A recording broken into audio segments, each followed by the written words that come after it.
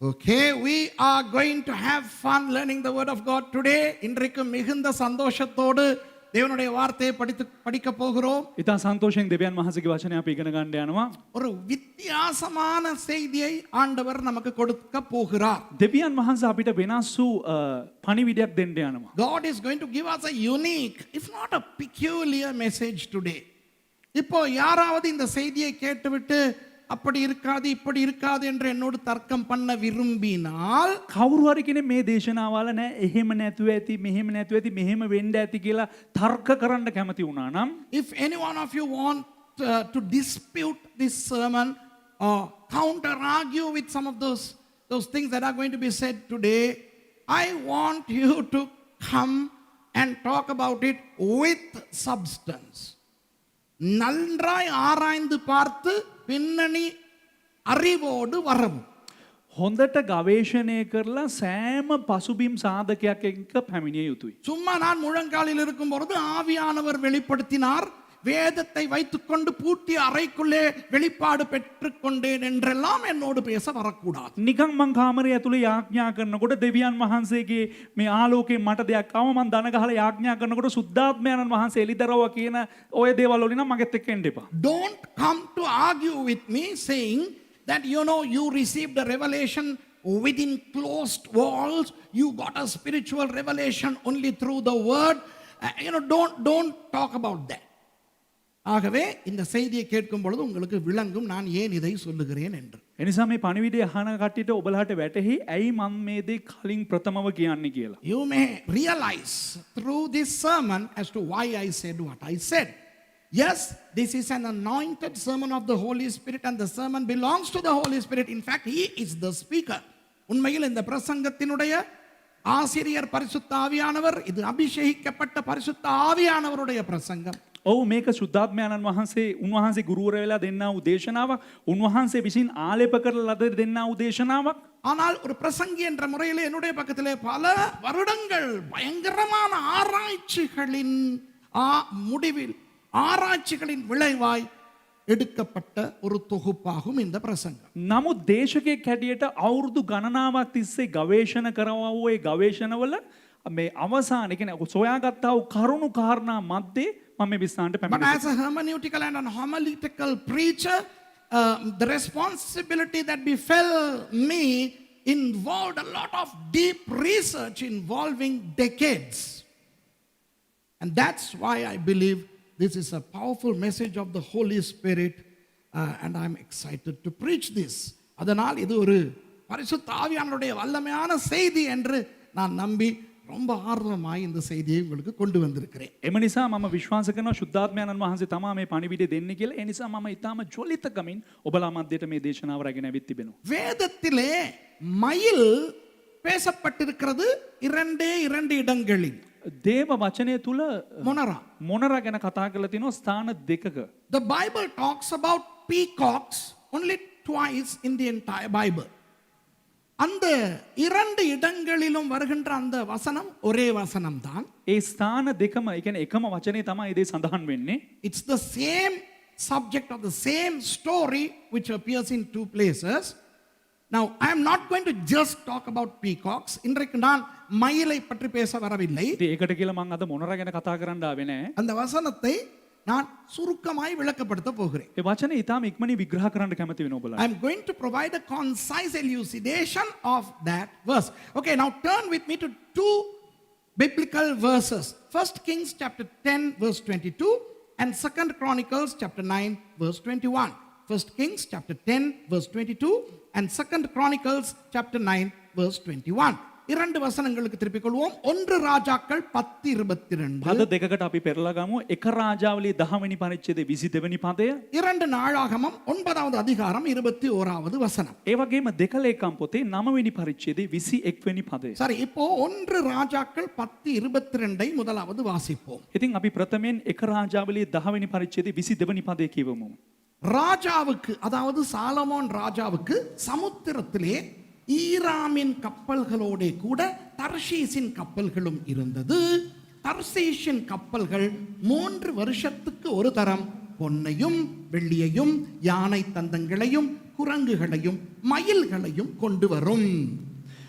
සලමොන් රජතුමාට මක්නිසාද මුහුදේ හීරාම්ගේ නැව් සමග තර්ශිස් නැව් රජුට තිබුණේ.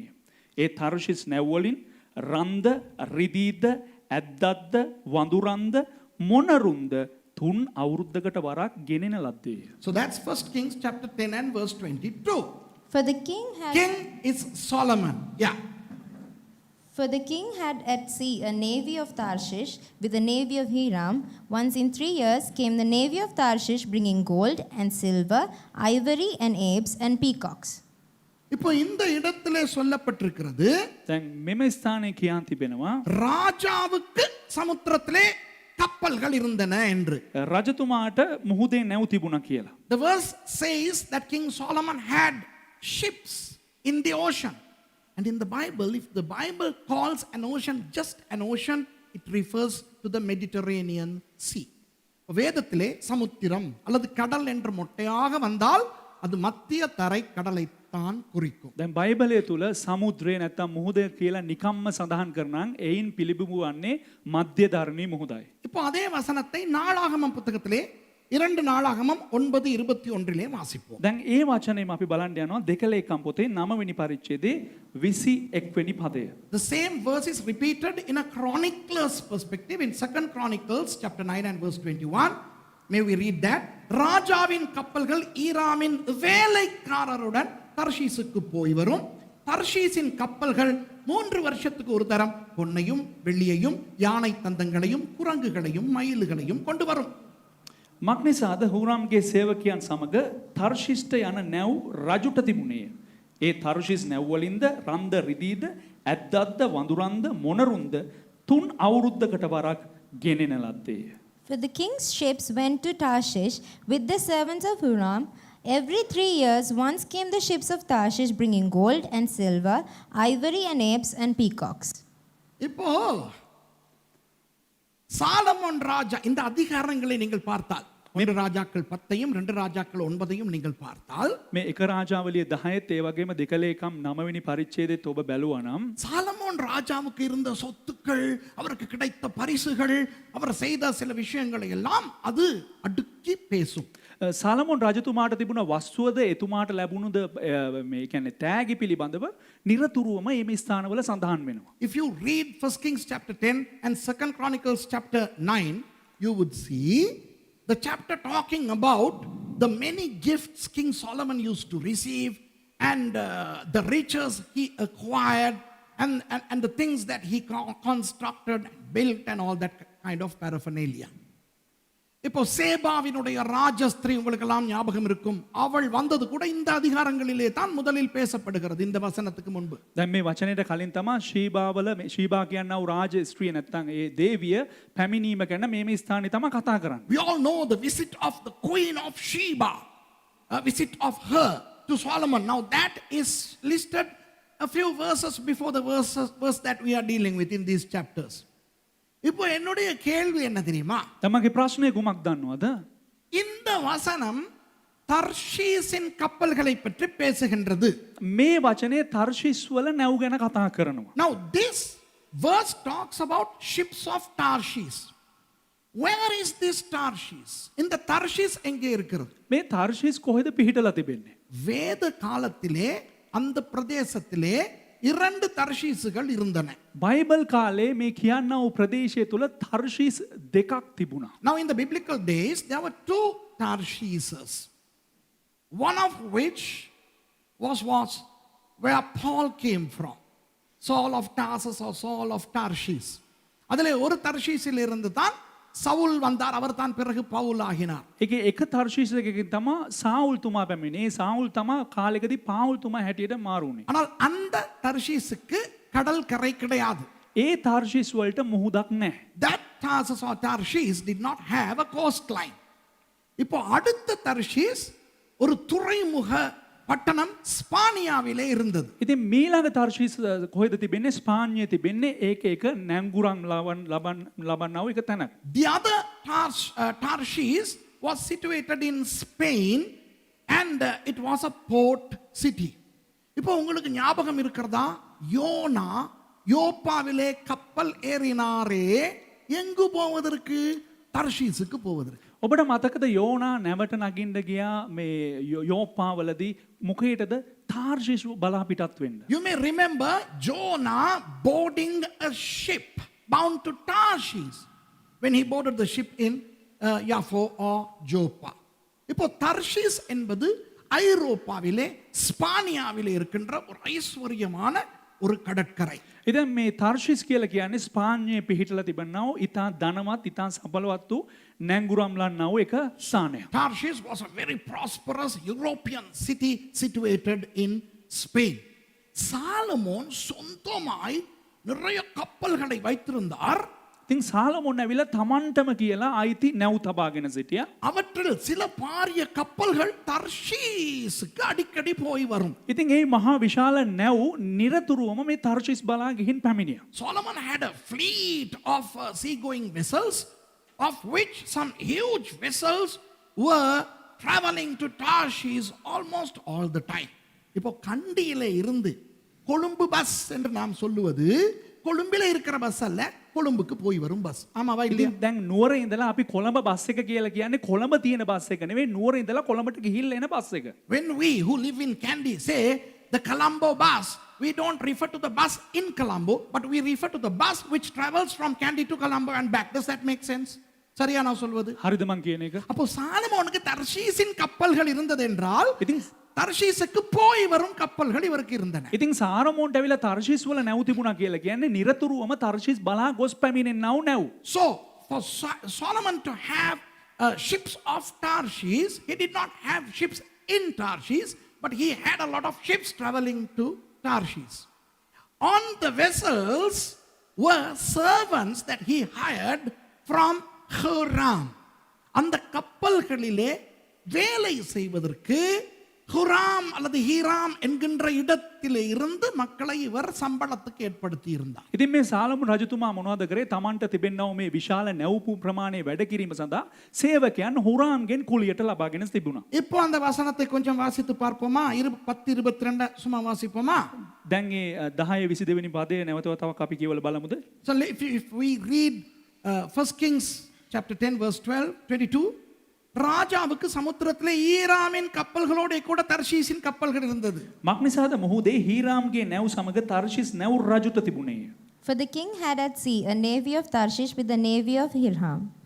ஆனால் 21 வாசித்தால் நாளாகமம் 2 நாளாகமம் 9 නමුත් 21 එකලේකම් 9:21 කියවුවනම් ராஜாவின் கப்பல்கள் ஈராமின் வேலைக்காரருடன் தர்ஷீஸுக்கு போய் வரும் என்று இருக்கிறது. இப்ப புரிகிறதா? මක්නිසාද හුරාම්ගේ සේවකයන් සමග තර්ෂිස්ට යන නැව් රජුට තිබුණේ. Now if you cross examine this with 2 Chronicles 9:21, there it says, For the king's ships went to Tarshish with the servants of Huram. இப்ப விளங்குதா உங்களுக்கு? දැන් වැටහෙනවද බලට? ராஜாக்கள் புத்தகத்தை வாசித்தால் இவருக்கு ஈராமின் கப்பல்களும் தர்ஷீஸின் கப்பல்களும் இருந்தன என்று நினைப்பீர்கள். රාජාවලිය පොත කියවනම් හීරාම්ගේ නැව් ඒ වගේම තර්ෂිස් වල නැව් තිබුණත් කියලා හිතෙන්න පුළුවන්. If you just read the account in Kings, you will assume that Solomon had ships of Hiram and ships of Tarshish. No. Only ships of Tarshish with servants from Hiram.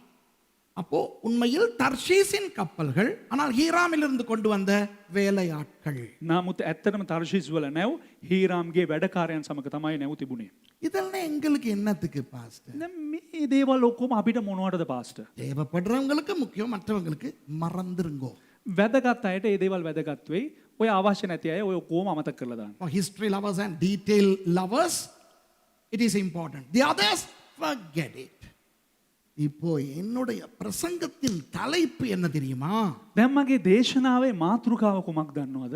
சாலமோனுக்கு கிடைத்த 5 பரிசுகள். සාලමෝන්ට ලැබුණා වූ ත්‍යාගයන් 5ක්. Now the title of my sermon today is the 5 gifts Solomon received. Solomon 40 வருடங்கள் அரசாண்டார்.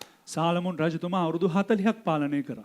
ஆராய்ச்சியாளர்கள் சொல்கிறார்கள், දැන් පරේක්ෂකවරු ගවේෂකයන් සඳහන් කරනවා இந்த வசனத்தின்படி 3 வருடத்துக்கு ஒரு தடவை இந்த கப்பல்கள் இவற்றை கொண்டு வந்தனவே 12 தடவை கொண்டு வந்தனவாம்.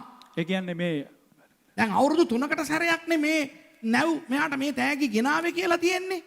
ඉතින් ගවේෂකයන් මහාචාර්යවරුන් කියනවා මේ සාලමොන්ගේ පාලන සමයේ 12 වතාවක් මේ තෑගි අරගෙන ආවලු ඔය නැව්.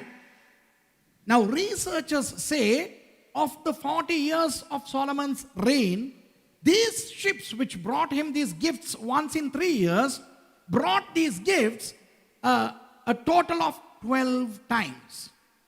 அதற்கு வேறொரு பிரசங்கம் இருக்கிறது பண்ண மாட்டேன். ඒකට වෙනම එක දේශනාවක් තිබෙනවා. හැබැයි ඒක කරන්නේ නැහැ. I have another sermon on that. I will not preach about that. இப்போ நான் பேச போவது දැන් මං කතා කරන්න යන්නේ இப்போ நல்லா பாருங்க. දැන් හොඳට බලන්න. இப்போ இஸ்ரவேல் இங்கே இருக்கிறது என்று வைத்துக்கொள்ளும். நான் நிற்கிற இடத்துல இருக்கிறது என்று வைத்துக்கொள்ளும். නිකන් අපි උදාහරණයකට ගමු. දැන් දේවගතිතුමා ඉන්න තැන ඊශ්‍රායල් තිබෙනවා කියලා. Now let's assume that where I am is Israel. Now you are looking at a map. நீங்கள் ஒரு உலக வரைபடத்தை பார்க்கிறீர்கள். දැන් ඔබ බලාගෙන ඉන්නේ ලෝක සිතියමක් දිහා කියලා හිතා ගන්න. இப்போ இஸ்ரவேலிலே இந்த பக்கம் நீங்கள் பார்க்கும்போது දැන් ඔබලා බලනකොට ඊශ්‍රායල් වලට මේ පැත්තෙන් ஹைஃபா, கைசரியா, யோப்பா இந்த துறைமுக பட்டணங்கள் இந்த ஓரங்களிலே இருக்கும்.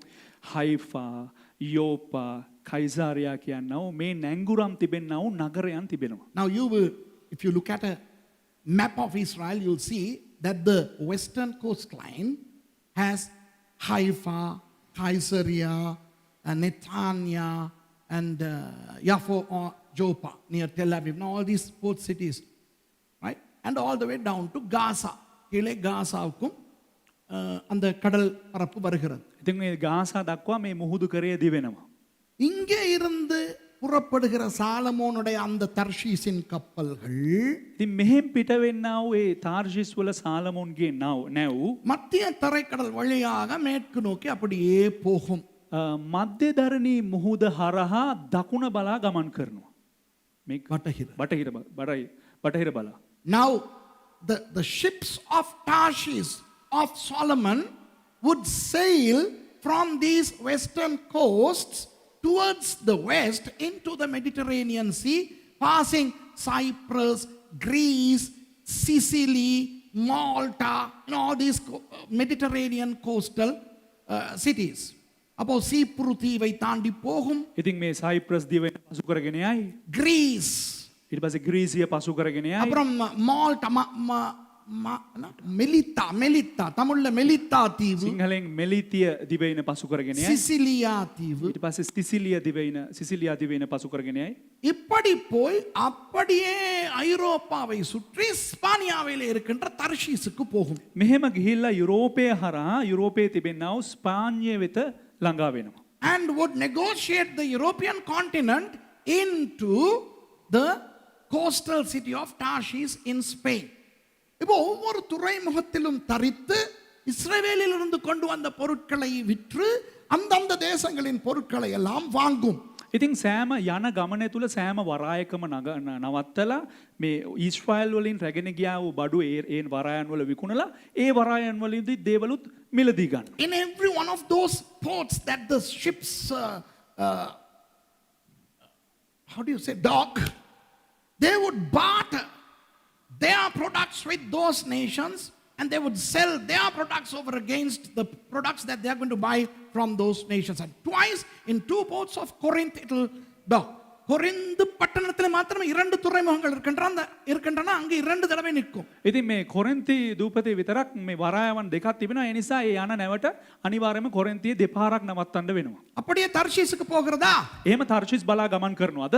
அங்கு ஒரு மாதமோ எங்கோ இருந்து விட்டு அப்புறம் புறப்படும். ඊට පස්සේ තර්ෂිස් වල එක මාසයක් හරි එක් වගේ ඉඳලා එතනින් පිටත් වෙනවා. Upon arriving at Tarshish, it will dock for about a month or 2 before embarking on the next venture eastward.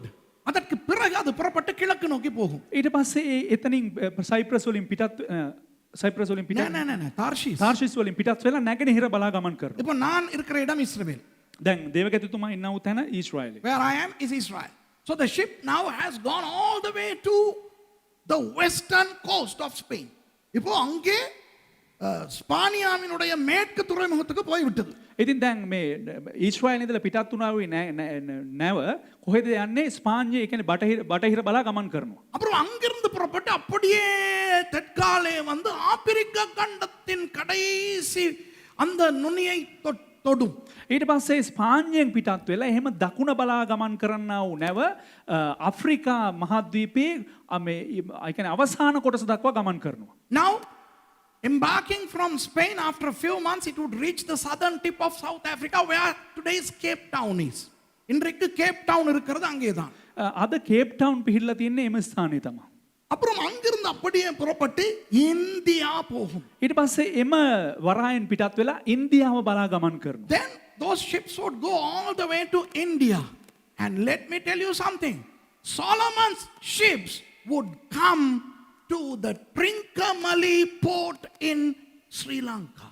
சாலமோனுடைய அந்த தர்ஷீஸின் கப்பல்கள் அப்படியே திருகோணமலை, இலங்கையின் திருகோணமலை துறைமுகத்துக்கும் வரும். ඉතින් මේ සාලමොන්ගේ තර්ෂිස් වල තියෙන නැව් එහෙම ඉන්දියාවට පැමිණෙනා නැව් ලංකාවේ ත්‍රිකුණාමලේ වරායටත් පැමිණ තිබෙනවා. இன்றைக்கு 3000 ஆண்டுகளுக்கு முன் நடந்ததை நான் உங்களுக்கு பேசிக்கொண்டிருக்கிறேன். අවුරුදු 3000කට කලින් සිද්ධ වුණා වූ ඉතිහාසය තමයි මම කතා කරන් ඉන්නේ ඔයගලට. Talking about things that happened 3000 years ago.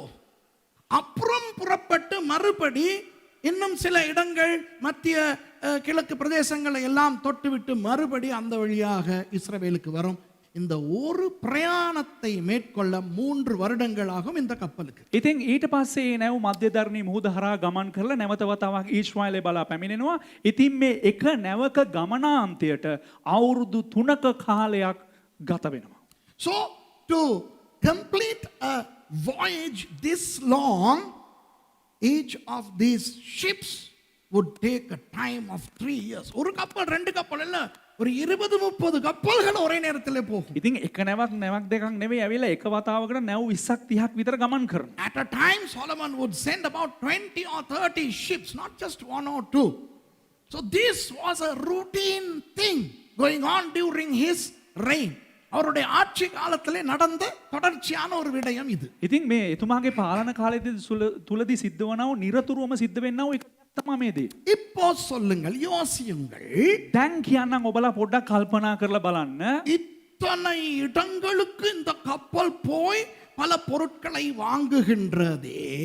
මෙතරම් ස්ථානවලට ස්ථානගත වෙලා ඒ නැව් වලින් ලබා ගන්නවනේ මෙතරම් බඩු පහඬ සංඛ්‍යාවක්. Now imagine these ships having traveled for 3 long years, negotiating these continents, Europe and Asia and Africa, 3 continents.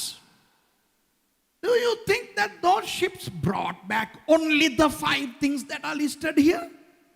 இப்படி 3 கண்டங்கள், ஆப்பிரிக்கா, ஐரோப்பா, ஆசியா, 3 கண்டங்களை 3 வருடமாக மேய்ந்து விட்டும் வரும் இந்த கப்பல்கள் இந்த சொல்லப்பட்ட 5 விஷயங்களை மட்டுமா கொண்டு வந்திருக்கும். ඉතින් මේ සඳහන් කරන්න අප්‍රිකානු මහද්වීප, යුරෝපානු මහද්වීප, ආසියානු මහද්වීපයට මේ නැව් අවුරුදු 3ක් තිස්සේ ගිහිල්ලා මේ සඳහන් කරන්න යන්නා වූ භාණ්ඩ 5 විතරක්ද රැගෙන එන්න යන්නේ. உங்களுக்கு தெரியுமா, மயிலும் குரங்கும் இந்தியாவிலிருந்தும் இலங்கையிலிருந்தும் பெறப்பட்டன.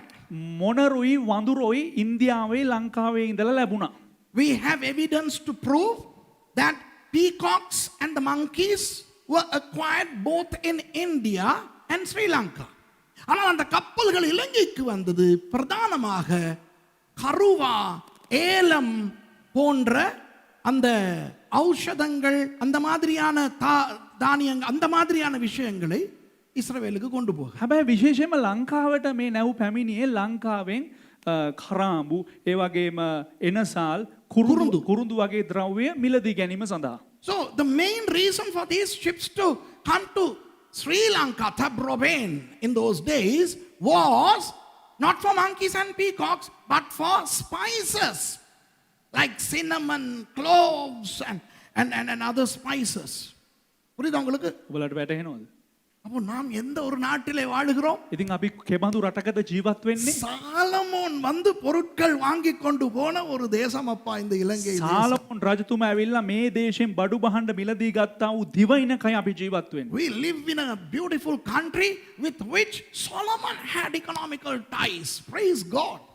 Anyway, let me come to the story. அப்போ இன்னும் இந்தியாவிலே, ஆப்பிரிக்காவிலே, ஐரோப்பாவிலே பல இடங்களிலே இன்னும் நிறைய என்னென்னமெல்லாம் அந்த கப்பல்கள் கொண்டு போயிருக்குமே, ஏன் அவற்றையெல்லாம் பரிசுத்த ஆவியானவர் எழுதவில்லை? ඇයි ශුද්ධාත්මයන්න් වහන්සේට ලියන්න අමතකුනේ? තව ආෆ්‍රිකාවෙන් යුරෝපයෙන් ගත්තා වූ මේ සමහරක් බඩු භාණ්ඩ විතරක් ලියන්න අමතක වෙන්නේ හේතුව කුමක්ද? Why would the Holy Spirit who inspired the biblical writers to skip mentioning many accoutrements that Solomon's ships might have acquired in these nations? Why those 5 things? That's the message. ஏன் அந்த 5 விடயங்கள்? ඇයි මේ කාරණා පහ විතරක්? அதுல ஜோக் என்னன்னா, හැබැයි ඒක විහිළුව කුමක්ද කිව්වොත්? இதுல குரங்கு மயிலும் வருது. பைபிள்ல வேற எங்கேயுமே குரங்கு மயில் கிடையாது. ඉතින් මේ මෙම ස්ථානයේ සඳහන් වෙන මොනරුයි වඳුරයි ගැන බයිබලයේ වෙන කොහොමවත් මොනරයි වඳුරයි ගැන සඳහන් වෙන්නේ නැහැ. The Bible bothers to tell us that he got monkeys and peacocks, of which the Bible never talks about elsewhere. There must be something. ஏதாவது இருக்கணும். ஆமாவா இல்லையா? එහෙනම් මොකක් හරි දෙයක් තියෙනවද? ඔව්ද නැද්ද? புதிய ஏற்பாட்டில் இயேசுவானவர் என்ன சொன்னார்? අලුත් ගිවිසුමේ යේසුස් වහන්සේ මොනවද කිව්වේ? பழைய ஏற்பாட்டில் உள்ள ஒவ்வொரு வார்த்தையும், ஒவ்வொரு சொல், அந்த சொல்லின் எழுத்து, எழுத்தின் உறுப்பு எல்லாமே முக்கியம் என்று சொன்னார். ඒ යේසුස් වහන්සේ කිව්වා පරණ ගිවිසුමේ තියෙන සෑම වදනක්ම සෑම වචනයක්ම අකුරට දාන ඒ කියන්නේ තිතක් පවා ඉතාමත් වැදගත් කියලා. Now Jesus said in the New Testament that the words and the letters and even the yods in those letters are important from the Old Testament, which means this verse is preachable and important. இந்த வசனம் பிரசங்கிக்கப்பட வேண்டிய முக்கியமான ஒரு வசனம். එසේනම් මේ වචන මේ වගන්තිය දේශනා කළ යුතු වගන්තියක්. ஆனா என்றைக்காவது ஒரு பிரசங்கம் இதுல கேட்டிருக்கீங்களா? නමුත් කවදා හරි මේකෙන් කවදා හරி දේශනාවක් අහලා තියෙනවද? But have you ever heard a sermon on this? அப்போ இன்றைக்கு நான் இவருக்கும் அங்கே சிலருக்கும் நான் காட்டினேன் இதுதான் பேச போகிறேன்னு. பாஸ்டர் மகேஷ் எனக்கு சொல்கிறாரு, இந்த வசனமா? அவர் என்னைய ஷுவர் பண்ணிக்கிறாரு, இருக்காது, நான் வசனத்தை மாற்றி சொல்கிறேன் நான் இருக்கும் அப்படி. நான் சொல்ல இல்லை அதுதான் அப்படின்னு அவர் நல்லா பார்த்து நேது பாஸ்டர் மகேஷ் பாட்ட ஹோல் மங்குனா நேது மேக்கிங் கோமது மூதேசனாகிறான் அண்ணே சொல்லு. ඉතින් අද උදේ මේ දේශනා කරන්න කලින් මේ වචනේ සමහරක් අයට කියනකොට මේ ඒ කට්ටිය හෝල් මං වෙලා දක්වනවා මේකෙන්ද දේශනා වාස මහේෂ් අහනවා ඇවිල්ලා ඒක වැරදිලා වෙන්නේ නැති ඒක නෙවෙයි මේකෙන් දේශනා කරන්න යනවාද කියලා. So I had a little fun this morning. I showed this verse to Pastor Tushara, Pastor Mahesh and Pastor Ezekiel.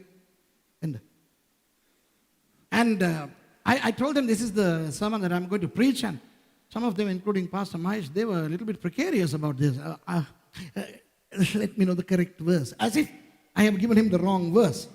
Because every preacher knows that this is an unpreachable verse. எல்லா பிரசங்கிக்கும் தெரியும் இது பிரசங்கிக்க முடியாத ஒரு பிரசங்கம் என்று. ඉතින් හැම කෙනෙකුටම දන්නවා මේ වචනෙන් කාටවත් දේශනා කරන්න බෑ අනික දේශනා අහලත් නැහැ කියලා දන්නවා. ඔබ උනක மட்டும் பிரசங்கிக்க முடியுமா? ඔයාට විතර දේශනා කරන්න පුළුවන්ද? Which means only you can preach. No. The Holy Spirit can. Let us all hear. I want to join you in listening to what he has got to say. நான் அல்ல, பரிசுத்த ஆவியானவர் நமக்கு ஏதோ பிரசங்கம் பண்ண போகிறார். මම නෙමෙයි ශුද්ධාත්මයන්න් වහන්සේ මොකද්ද අපිට දේශනා කරන්න යනවා. ஆகவே உங்களோடு இணைந்து நான் இந்த பிரசங்கத்தை கேட்க போகிறேன். ඉතින් ඕක කටිත් එක්ක එකතු වෙලා මම මේ දේශනාව අහන්න යනවා. இப்போ දැන් சாலமோன் என்கின்ற அந்த நபர் அவ்வளவு நல்ல ஒரு நபரா இல்லாமல் இருக்கலாம். සාලමොන් කියනවා පුද්ගලයා එතරම් දුරට හොඳ නැති පුද්ගලයෙක් වෙන්නට පුළුවන්. Solomon may not be the best of Bible characters we've encountered. Of course, he was good in the beginning, but then later on he messed things up. ஆரம்பத்திலே நன்றாய்த்தான் இருந்தார். ආරම්භදී ඉතා යහපත් අයුරින් තමයි සිටියේ. அப்புறம் சொதப்பிக் கொண்டார். හැබැයි අනාගත්තා. நிறைய பேர் சொதப்புறதே கல்யாணத்துல தானே. බොහෝ දෙනෙක් අනාගන්නෙම විවාහයෙන්ලු. ஒரு கல்யாணத்திலேயே அவன் சொதப்புறான். එක විවාහයකින් ඒ එක්කන අනාගන්නවලු. අනාගන්නවා. ரெபேக்கா බලාගෙන ඉන්නවා කියලා නේ මම බය වෙන්නේ නේ. இவர் 700 கல்யாணம் பண்ணார். මෙයා විවාහයන් 700ක් සිද්ධ කරගත්තා. தேவையா? ඕනද? Many men mess their life up by marrying just once. This fellow married 700 women. Who told him to do that? அதெல்லாம் பத்தாதுன்னு சைடுல இன்னொரு 300 பேர் வச்சிருக்காரு. ඒ මදිවට 700 තව සයිඩ් එකෙමුත් 300ක් තියාගත්ත අයියා. As if it's not enough, he had 300 spare wheels. So he has to have 700 flat tires to go for the 300. නේ வழங்குதா 700 tyre batch போக வேண்டி இருக்குது அந்த 300 தொடுறதுக்கு. ஐயா ඒ කියන්නේ මේ 700 මේ ටයර් වල පැච් යන්න ඕනේ අර 300 ටයර් පාවිච්චි කරන්න. இப்போ அதை விடுவோம். දැන් ඒක අතාරිමු. ஆனால் නමුත් இந்த சாலமோன் சில இடங்களில் இயேசுவானவருக்கு அடையாளமானவர்.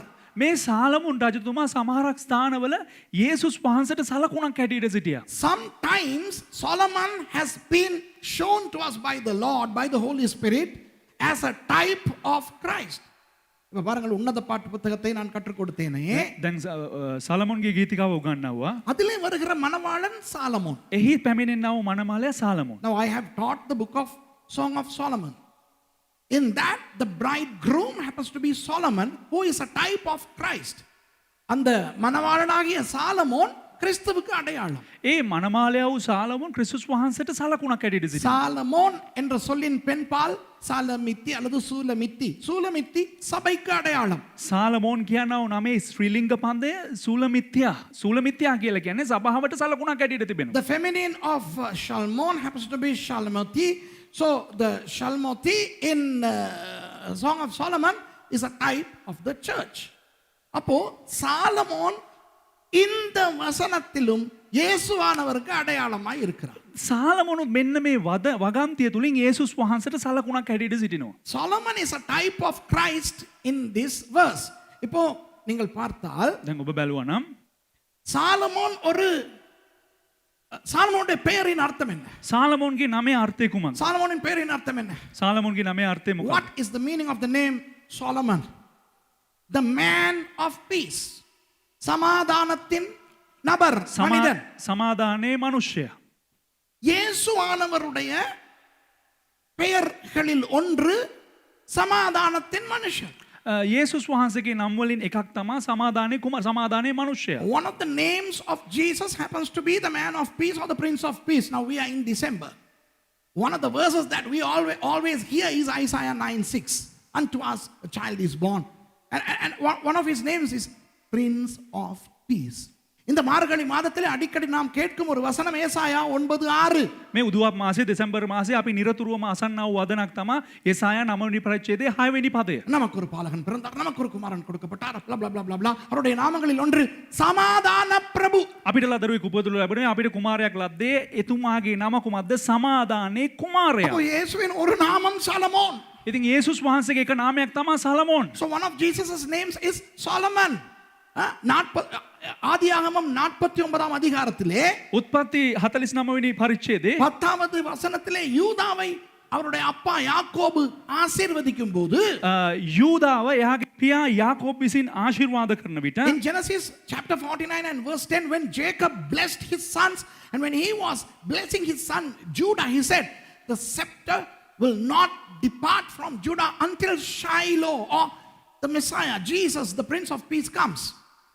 ஷீலோ வரும் வரை, சமாதானத்தின் கர்த்தர் வரும் வரை யூதாவின் செங்கோல் நீங்காது என்று சொன்னார். ශීලෝ පැමිණෙන තෙක් සමාදානයේ පැමිණෙන තෙක් යුදාවල செங்கோலை ඉවත් වෙන්නේ නැහැ, ජයකොන්ත ඉවත් වෙන්නේ නැහැ කියලා කිව්වා. அப்போ பெயரில் சாலமோன் இயேசுவுக்கு இருக்கிறது. ඉතින් ඒ කියන්නේ සලමෝන් කියන නම යේසුස් වහන්සේට තිබෙනවා. So Jesus had one of the names and the name Solomon to him. அடுத்தது சாலமோன் எப்படி தாவீதின் குமாரனோ அது போல இயேசுவும் தாவீதின் குமாரன். දැන් සාලමෝන් කොහොමද දාවිද්ගේ පුත්‍රයා වන්නේ? ඒ වගේ යේසුස් වහන්සේ දාවිද්ගේ පුත්‍රයා වෙනවා. And Solomon was the son of David and Jesus is called the son of David. அடுத்தது சாலமோன் தேவாலயம் கட்டினார். ඊට පස්සේ සාලමෝන් දේවමාලිගාව ගොඩනැගුවා. Solomon erected the temple and in John 2:19 Jesus says I will build. You destroy this church, I will construct it. யோவான் 2:19 இயேசுவானவர் சொல்கிறார் இந்த தேவாலயத்தை இடித்து போடுங்க, நான் 3 நாளில் கட்டுவேன் என்று. யோவான் 2:19 යේසුස් වහන්සේ කියනවා දේවාලය උඹලා කරලා දායි, නමුත් මම ඒක නැවත ගොඩනගනවා කියලා කිව්වා. அப்போ சாலமோன் இயேசுவுக்கு அடையாளமானவர். එසේනම් සාලමෝන් කියලා කියන්නේ යේසුස් වහන්සේට සලකුණක් හැටියට සිටිනවා. So Solomon is a type of Christ. Do you understand? You get that into your system. அதை உங்களுடைய விசுவாசத்துக்குள்ளே உள்வாங்கிக் கொள்ளுங்கள். ඔබලාගේ ඇතුලාන්තයට ඒක ඇදහිල්ලට ඒ දේ ගණ්ඩ. இப்போ சாலமோனுக்கு ஆயிரக்கணக்கான பரிசுகள் அந்த கப்பல்களிலே வந்தன. දැන් සාලමොන්ට දහස් ගණන් ත්‍යාග ඒ නැව්වල පැමිණියා. Now myriads of gifts were brought by those ships to Solomon. ஆனால் பரிசுத்த ஆவியானவர் தீர்மானிக்கிறார், நான் 5 காரியங்களை மாத்திரமே எழுதுவேன். නමුත් ශුද්ධාත්මයන්න් වහන්සේ තීරණය කරනවා මම එයින් කාරණා 5ක් පමණක් ලියනවා කියලා. But the Holy Spirit decides to inscribe only 5 of those. Why? To show 5 angles or 5 elements of Jesus. இயேசுவை குறித்த 5 காரியங்களை சொல்லுவதற்காக. ඇයි කුමක් සඳහාද? යේසුස් වහන්සේ පිළිබඳව කාරණා 5ක් එයින් පිළිඹු කරන පිණිස. நமது ஆண்டவர் சூப்பர் அப்பா. අපේ දෙවියන් වහන්සේ නියමයි. சரித்திரத்தை பேசுவார், ඉතිහාසය කතා කරනවා. ஆனால் அதற்குள்ளே ஏதாவது ஒரு ரகசியத்தை மறைபொருளை வைத்திருப்பார் இயேசுவை காட்டுவதற்கு. නමුත් ඒ ඉතිහාසය තුල සැඟවුණා වූ දෙයක් අන්තර්ගත කරලා තිබෙනවා මන්දියත් යේසුස් වහන්සේ පිළිඹු කරන පිණිස. Our God is superb. You know, he would narrate a history inside of which he would embed a mystery pertaining to the Lord Jesus Christ. Ooh, I'm excited. I don't know how excited you are, but I am. நீங்கள் எவ்வளவு சந்தோஷமாய் ஆர்வமாய் இருக்கிறீர்களோ எனக்கு தெரியாது. எனக்கு என்றால் பயங்கரமாக. ඔබලා කොච්චර සන්තෝෂයෙන් කුතුහලයෙන් ඉන්නවද කියලා දන්නේ නැහැ. අපිට නම් මාර කුතුහලයක් තිබෙන්නේ. இப்போ அந்த 5 விடயங்களையும் பார்ப்போம். දැන් ඒ කාරණා පහම අපි බලමු. தங்கம், රත්තරන්, so those 5 things are gold, வெள்ளி, රිදී, சில்வர், மூன்றாவது யானை தந்தங்கள், ඊට පස්සේ ඇද්දල, ஐவரி, then monkeys, குரங்குகள், ඊට පස්සේ වඳුරන්, அதற்கு பிறகு மயில், ඊට පස්සේ මොනරුන්. peacocks. இப்போ முதலாவது தங்கம். දැන් ප්‍රථමයෙන් රත්තරන්. தமிழிலே பொன் என்று வேதத்திலே வரும். கோல்ட். ஆதியாகமம் 2ஆம் அதிகாரத்திலேயே தங்கத்தை பற்றி பேச தொடங்கி விட்டார் ஆண்டவர். උත්පත්ති දෙවනි පරිච්ඡේදයේම රන් පිළිබඳව දෙවියන් වහන්සේ කතා කරන්න පටන් ගත්තා. God began to speak about gold in Genesis chapter 2 itself, and it appears 417 times in the Bible. வேதத்திலே 417 தடவை தங்கம் வருகிறது. ඉතින් රත්තරන් පිළිබඳව බයිබලයේ 417 වතාවක් සඳහන් වෙනවා. இப்போ தங்கத்தை பற்றி வேதம் பேசும் பொழுது சில நேரங்களில் கெட்ட விஷயங்களையும் பேசும். බයිබලයේ රත්තරන් ගැන කතා කරනකොට සමහරක් අවස්ථාවන් වල නරක දේ ඍණාත්මක දේ පිළිබඳවත් කතා කරනවා. When talking about gold, there are a couple of instances when the Bible talks negatively about gold. For example, in Exodus chapter 32, it was with the gold of the people that Aaron built the Opus cow. இப்போ யாத்ராகமம் 32லே மக்களினுடைய தங்கத்தை பயன்படுத்தித்தான் Aaron பொன் கன்றுக்குட்டி செய்தார். ඉතින් ඒ ඍණාත්මක දෙයක් තමයි නික්මියාම 32 වෙනි පරිච්ඡේදයේ ආරෝන් විසින් ගොඩනගුවා වූ අර රත්තරන් වහු පැටියව පුස්. யெரோபெயாம் தானிலும் பெத்தேலிலும் தங்கத்தால் தான் ஓபுஸ் பிசாசை செய்து இஸ்ரவேல் மக்களை விக்கிரக ஆராதனைக்குள்ளே கொண்டு போனான். යෙරොබොම් රජතුමා දාන් වලත් බෙතෙල් වලත් ඒ රත්තරවනි ඕපුස් කියනා වූ වහු පැටිය හදලා තමයි ඊශ්‍රායල් ජනතාවට නමස්කාර කරන්න සැලසුවේ. King Jeroboam the first erected golden calves and led the people of Israel into idolatry in Dan and Bethel. இப்படி தங்கத்தை பிழையாய் பிசாசு பயன்படுத்துவித்தான். මෙවන් වූ ආකාරයට රත්තරන් යක්ෂයා විසින් ඍණාත්මක ආකාරයට නරක විදිහට භාවිතා කරනු ලැබුවා. Yes, there were times when the devil made people to use gold in a wrong way, evil way, idolatrous way. But gold is not bad. அதற்காக தங்கம் கெட்ட ஒன்றல்ல. ඒකට කියලා රත්තරන් කියලා කියන්නේ නරක දෙයක් නොවේ. தங்கம் தெய்வீகத்தை குறிக்கின்ற ஒரு உலோகம். රත්තරන් කියලා කියන්නේ කියන්නේ දේවත්වය පිළිබිඹු කරන්නා වූ එක ලෝහයක්. Gold is something that shows divinity. Wow. தங்கம். அதனால் தான் ஆண்டவர் என்ன செய்தார்? එම නිසා තමයි දෙවියන් වහන්සේ මොනවද කරේ? பாருங்கள், ஆசரிப்பு கூடாரத்தை செய்வதற்கு தங்கத்தை பயன்படுத்தினார். කූඩාරම් මණ්ඩපය ගොඩනගන්න රත්තරන් භාවිතා කළා. God told Moses to use gold to erect the tabernacle. Gold was used to erect the Ark of the Covenant. உடன்படிக்கை பெட்டியை செய்வதற்கு தங்கம் பயன்படுத்தப்பட்டது. ගිවිසුම් පෙට්ටිය හදන්නට රත්තරන් භාවිතා කළා. தேவாலயத்தை கட்டுவதற்கு தங்கம் பயன்படுத்தப்பட்டது. දේව මාලිගාව ගොඩනගන්න රත්තරන් භාවිතා කළා. Gold was used to erect the temple. ஆகாய் 2:8 என்ன சொல்லுகிறது? හාගායි දෙවනි පරිච්ඡේදයේ 8 වෙනි පදේ කුමක්ද කියන්නේ? Haggai chapter 2 and verse 8 says, silver and gold are mine. பொன்னும் வெள்ளியும் என்னுடையது. වහන්සේ කියනවා රත්තරන් රිදී මාගේය කියලා. உங்களுக்கு விருப்பம் இல்லாதவங்க நீங்க நகை போடாதீங்க, அது எந்த பிரச்சனை இல்லை. ඔබට කැමති නැති අය ඔබලා මේ ආභරණ පළඳින්න එපා. உங்களுடைய பிரதிஷ்டையை நான் மதிக்கிறேன். ඔබගේ ඒ ප්‍රකාශය මම ගෞරවයට දක්වනවා. Now if you are somebody who despise wearing gold and if you say no, that is the covenant between God and I will not wear gold, well, I respect your opinion, that's fine. ஆனா நான் தங்கம் போடுவேன். හැබැයි මම නම් රත්තරන් පළඳිනවා. I wear gold. I love gold. Why? Because gold belongs to God. தங்கம் தேவனுக்கு சொந்தமானது. මොකද රත්තරන් අයිති දෙවියන් වහන්සේට. புரியுதா? நான் உங்களை நியாயம் தீர்க்க மாட்டேன், நீங்கள் என்ன நியாயம் தீர்க்க வராதீங்க. මම ඔබලා විනිශ්චය කරන්නේ නැහැ. හැබැයි ඔබලා මාව විනිශ්චය කරන්න එන්න එපා. Now I don't judge you, so please don't judge me. Gold belongs to God. So that's so good. It's so good that it belongs to God. தங்கம் எவ்வளவு நல்லது என்றால் அது ஆண்டவருடையது.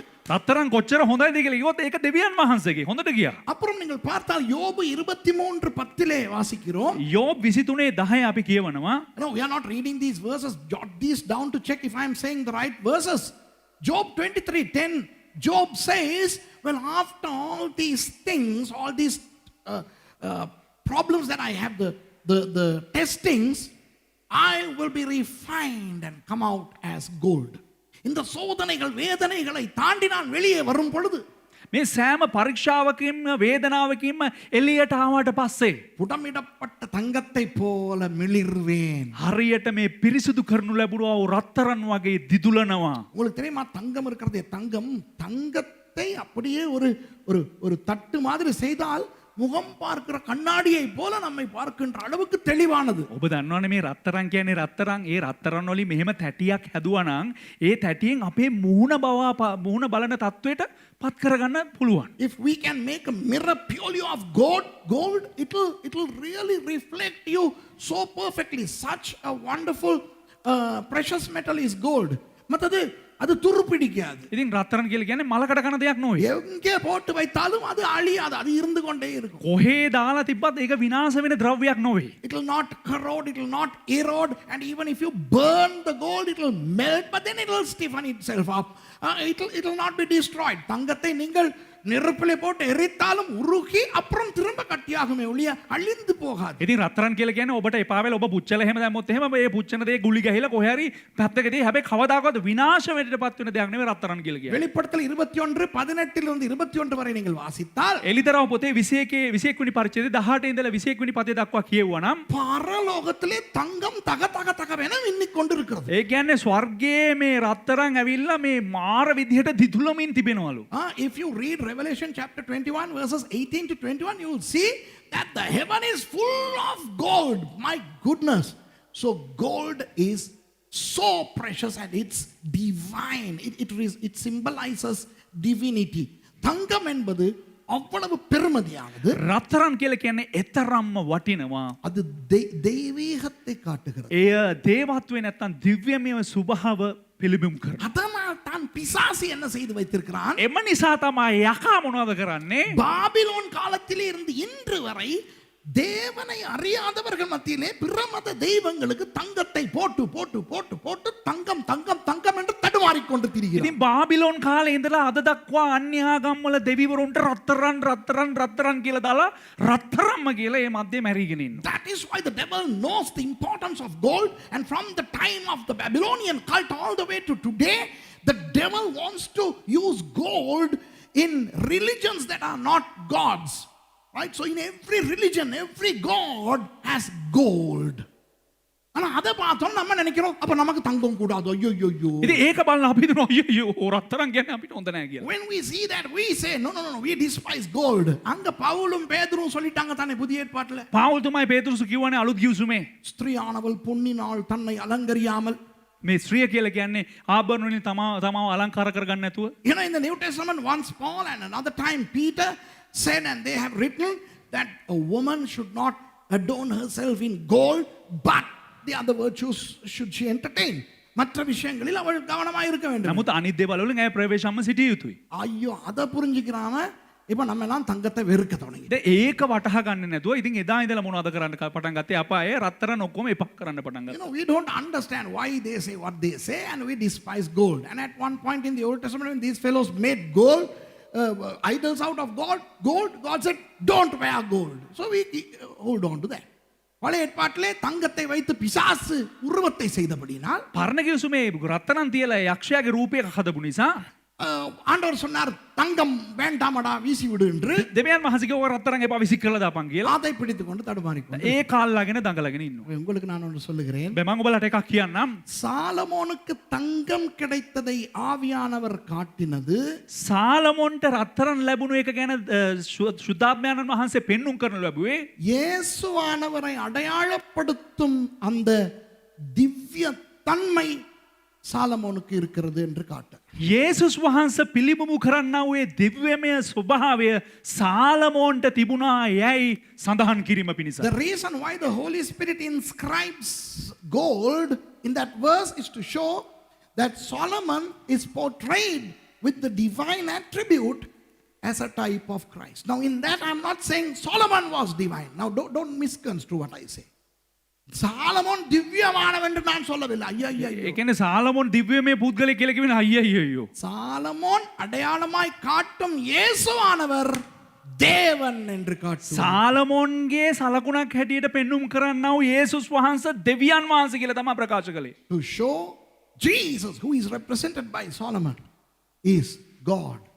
So I want to tell you that our Jesus is God. நமது இயேசுவானவர் தேவன் என்பதனை நான் பிரகடனப்படுத்த விரும்புகிறேன். අපේ යේසුස් වහන්සේ දෙවියන් වහන්සේ කියලා ප්‍රකාශ කරන්න කැමති වෙනවා. அதனால் தான் அந்த சாஸ்திரிகள் வந்த பொழுது එම නිසා තමයි ශාස්ත්‍රවන්තයන් එන විට அவர்கள் கொடுத்த பொருட்களில் முதன்மையானது தங்கம். ඔවුන් ලබා දුන්නා වූ ත්‍යාග වලින් මුල් තැන ගත්තේ රත්තරන්. Now when the Magi came, the first of the gifts that they gave was gold. இப்ப தங்கத்தை பற்றி கூடுதலாய் நான் பேச விரும்பவில்லை, எனக்கு நேரம் இல்லை. දැන් රත්තරන් ගැන වැඩිදුර කතා කරන්න කැමති නෑ. ඒ කිව්වොත් මට වෙලාව නැහැ. I don't have a lot of time to talk about gold. Let me go to the second one, silver. வெள்ளியை பற்றி பேசுவோம். දෙවෙනි එක ගැන අපි කතා කරමු රිදී ගැන. 320 தடவை வருகிறது. 320 වතාවක් පැමිණෙනවා බයිබලයේ රිදී පිළිබඳව. Silver is mentioned 320 times in the Bible.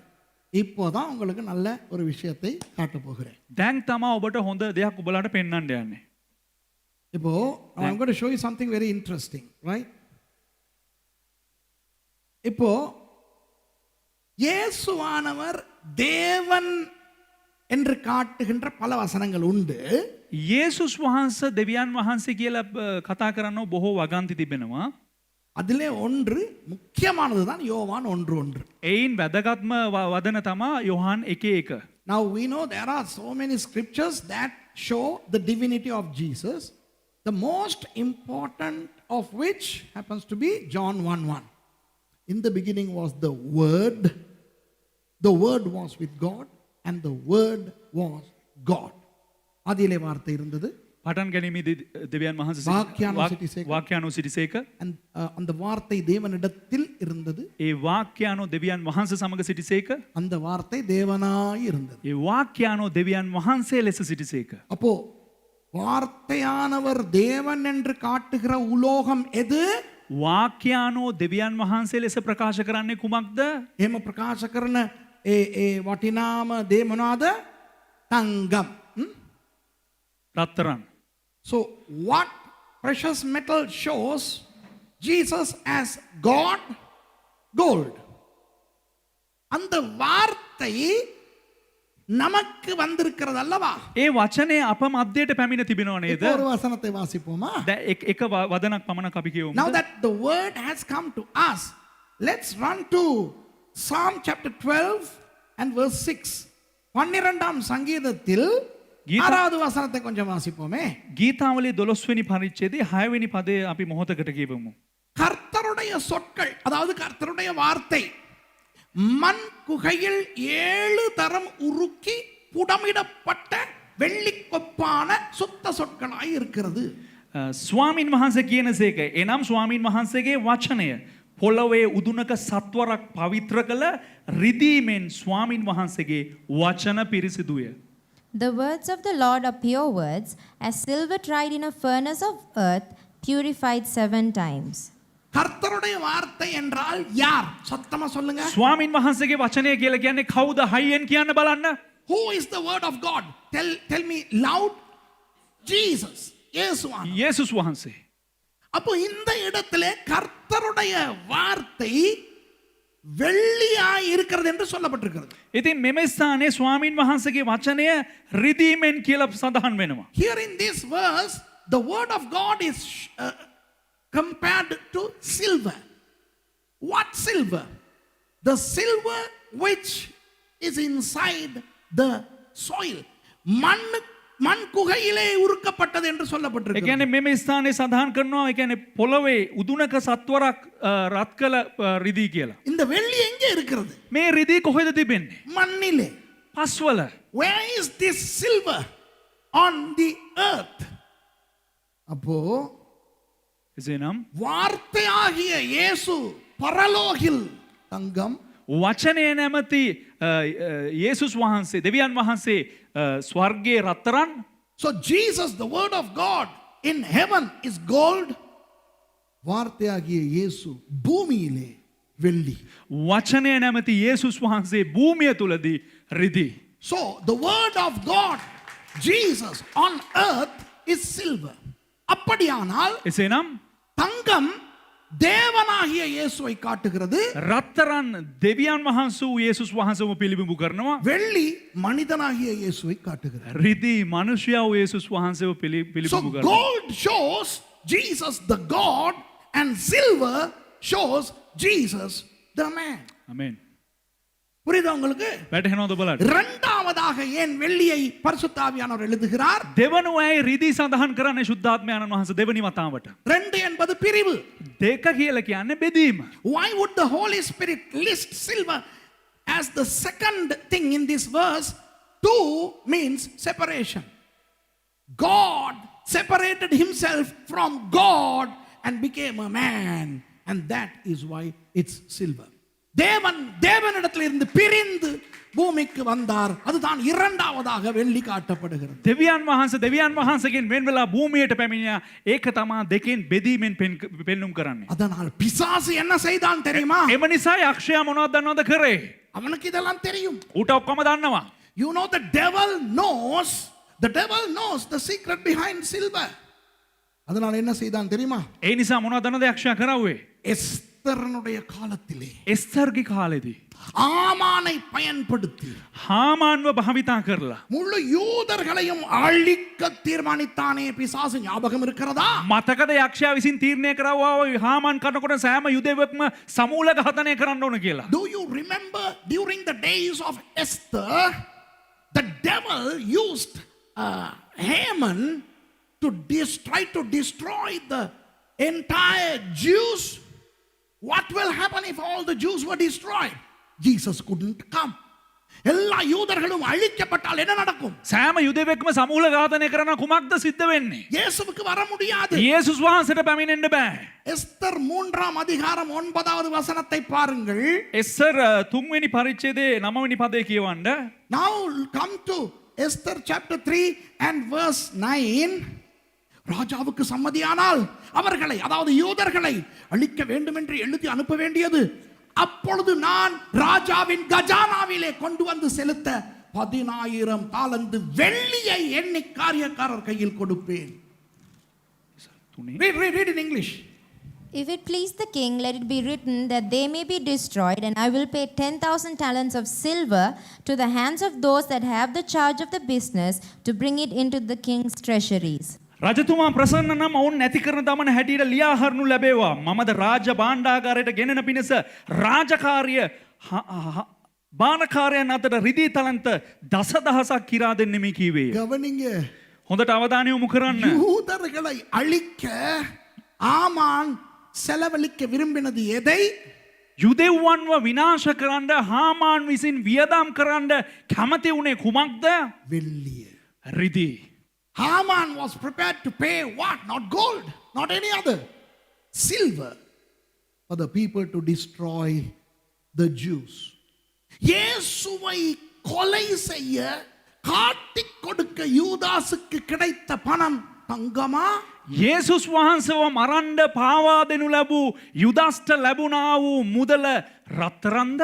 இல்லை, வெள்ளிக்காசு. නෑ, රිදී කාසි. So Judas received a payment to betray Jesus so that Jesus could be killed. In what form was the payment come? Silver. அப்போ வெள்ளி என்பது மனிதனாய் வந்த இயேசுவை குறிக்கும் என்று பிசாசுக்கு தெரியும். එසේනම් මේ රිදී කියලා කියන්නේ මනුෂ්‍යයා ලෙස පැමිණියා වූ යේසුස් වහන්සේ සංකේතවත් කරනවා කියලා යක්ෂයාට දන්නවා. The devil knows that silver symbolizes Jesus, the incarnation. And he used that silver to try to destroy that incarnation. அந்த மனிதனாய் ஒன்று இயேசு மனிதனாய் வரக்கூடாது என்று நிறுத்த பயன்படுத்தினதும் வெள்ளி. මනුෂ්‍ය යේසුස් වහන්සේ මනුෂ්‍යෙක් වෙලා එන්න හොඳ නෑ කියලා තීරණය කරනු ලැබුවෙත් රිදී. வந்து விட்டாரே, சரி கொல்லுவோமே என்று அந்த கொலைக்கு காட்டிக் கொடுக்க பயன்படுத்தினதும் வெள்ளி. පැමිණියානේ අනේ ඉතින් මරමු කියලා තීරණය කරලා ලැබලා ඒ පාවා දීමටත් ගෙවනු ලැබුවේ රිදී. So the devil tried to use silver to stop the Messiah from coming, but he came, so he tried to kill him by using silver. Can you see that? விளங்குதா உங்களுக்கு? වැටහෙනවද ඔබලාට? அப்போ தங்கம் தேவனாகிய இயேசு. එසේනම් රත්තරන් කියලා කියන්නේ දෙවියන් වහන්සේ වූ යේසුස් වහන්සේ. So gold, God, Jesus, and that's number one. Number one is God, ஒன்று தேவன். එක කියලා කියන්නේ දෙවියන් වහන්සේ.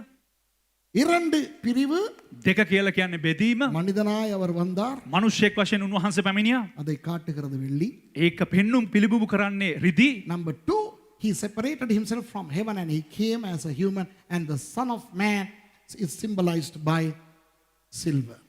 இப்ப விளங்குதா உங்களுக்கு? දැන් වැටහෙනවද ඔබලාට? ஆபிரகாம் ආබ්‍රහම් தங்கமும் வெள்ளியும் நிறைந்த ஒரு ஐஸ்வர்யவானா இருந்தார் என்று ஆதியாகமம் சொல்லுகிறது. උත්පත්තිපොත ප්‍රකාශ කරනවා ආබ්‍රහම් රත්තරන්නුත් රිදී වලිමුත් ඒ කියන්නේ පිරුණා වූ පුද්ගලයෙක්ව සිටියා කියලා, පොහොසත් වූ පුද්ගලයෙක්ව සිටියා කියලා. The Bible says in Genesis that Abraham was so rich in gold, silver and animals. அப்புறம் மிருகங்களும் தான். ඊට පස්සේ සත්වයන් සිටියා. அது கூட இயேசுவினுடைய ஒரு அடையாளம். ஐயோ அதுக்கெல்லாம் போனா நான் 4 நாள் பேசிக்கிட்டு இருப்பேங்க. ඒකත් එම ස්ථානයේ කතා කරන යේසුස් වහන්සේ ගැන එම ස්ථානයත් ගැන දවස් 4ක් විතර කතා If කරනවා. I talk about that, I need 4 more days to cover that. Let's go to ivory. இப்போ யானை தந்தத்துக்கு போவோம். ඊට පස්සේ අපි ඇද්දත් වලට යමු, ඇද්දල වලට යමු. இப்போ தமிழ்லையும் சிங்களத்திலையும் ஜோக் என்னன்னா யானை தந்தம், யானை என்று வருகிறது. දැන් සිංහලෙමුත් ඒ වගේම දෙමළ භාෂාවෙම සඳහන් වෙන්නේ ඇද්දල කියලා. Now in Tamil and in Sinhala it says elephant tooth, but in English it says ivory. Do you want to know the Hebrew word for that? அதனுடைய எபிரேய சொல் உங்களுக்கு வேணுமா? ඒකේ හෙබ්‍රේව වදන ඔබලාට අවශ්‍යද? Shin. ෂින්. அதாவது letter shin and the letter nun. That's all. Okay? Shin எழுத்தும் nun எழுத்தும். ෂින් අක්ෂරයත් ඒ වගේම නුන් අක්ෂරයත්. இப்போ දැන් யானை தந்தம் மாத்திரமல்ல ஷின் என்பது. ඇද්දත් පමණක්ම නෙවෙයි මේ ෂින් කියලා සඳහන් වෙන්නේ. அதையொத்த இப்போ காண்டாமிருகத்துக்கும் இருக்கிறதே தந்தம். ඒ කියන්නේ අර මේ මොකද්ද මේ මේ රයිනෝසිරස්ටත් තියෙනවනේ මෙහෙම දාලා. සිංහල මොනවද කියන්නේ? කාණ්ඩ මුර්ගියානේ, මුර්ගියා නමක් නෑ ඒකට. නෑ රයිනෝසරය. යයන්නත් දාන්න සිංහල කරන්න. The rhinoceros has, so the poachers even hunted those animals to retrieve those, that is also ivory. அந்த ரைனோ காண்டாமிருகம் தானே, காண்டாமிருகத்தினுடைய அந்த தந்தத்தையும் எடுப்பார்கள். ඉතින් ඔය රයිනෝසිරසයාගෙත් මේ දත් ගන්නවා. உங்களுக்கு தெரியுமா ඔබට දන්නවද? பிலேயாம் இஸ்ரவேலை குறித்து என்னாகமம் 23 வாக்கியங்களை எடுத்துரைக்கும் போது ගණන් කතාව 23 වෙනි පරිච්ඡේදයේ බාලාම් විසින් සමහරක් වදන් ඊශ්‍රායල් වරුන්ට ප්‍රකාශ කරන අවස්ථාවේදී இஸ்ரவேலர்களுக்கு காண்டாமிருகத்துக்கு ஒப்பான விதமான பலன் இருக்கிறது என்று சொல்லுகிறார்.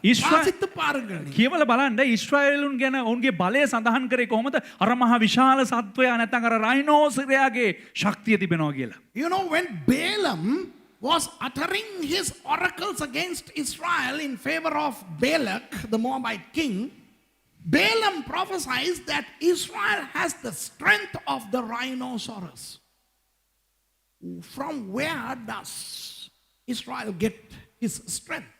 இஸ்ரவேலுக்கு எங்கிருந்து பலம் வருகிறது? ඊශ්‍රායල්ට මේ ශක්තිය කොහෙන්ද පැමිණෙන්නේ? இயேசுவிலிருந்து. යේසුස් වහන්සේගේ. The power for Israel comes from Jesus. And if rhinoceros is the power, then Jesus is rhinoceros.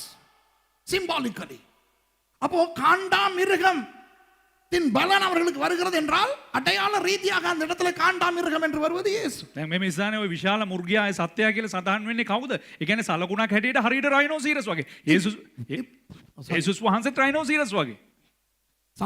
සංකේතාත්මකව කියන්නේ නැත්තම් එක එක පිටත් වෙයි අන්න සුරේෂ් දේශනා කරනවා යේසුස් වහන්සේ කියන්නේ රයිනෝ කියලා. රයිනෝ කියන්නේ asbestos sheet ලංකාවේ. விளங்குதா? இயேசு என்பவர் காண்டாமிருகம் என்று பிரசங்கம் பண்றான்னு சொல்லுவாங்க. யோ இப்போ දැන් ஒரு பயங்கர ரகசியத்தை இங்கே ஆண்டவர் காட்டுகிறார். දැන් බහනක වූ රහසක් අභිරහසක් දෙවියන් වහන්සේ මේ ස්ථානයේ පෙන්눔 කරනවා. God is going to show something very interesting, a mysterious truth here. யானையிலிருந்தோ காண்டாமிருகத்திலிருந்தோ தந்தத்தை எடுக்க என்ன செய்ய வேண்டும்?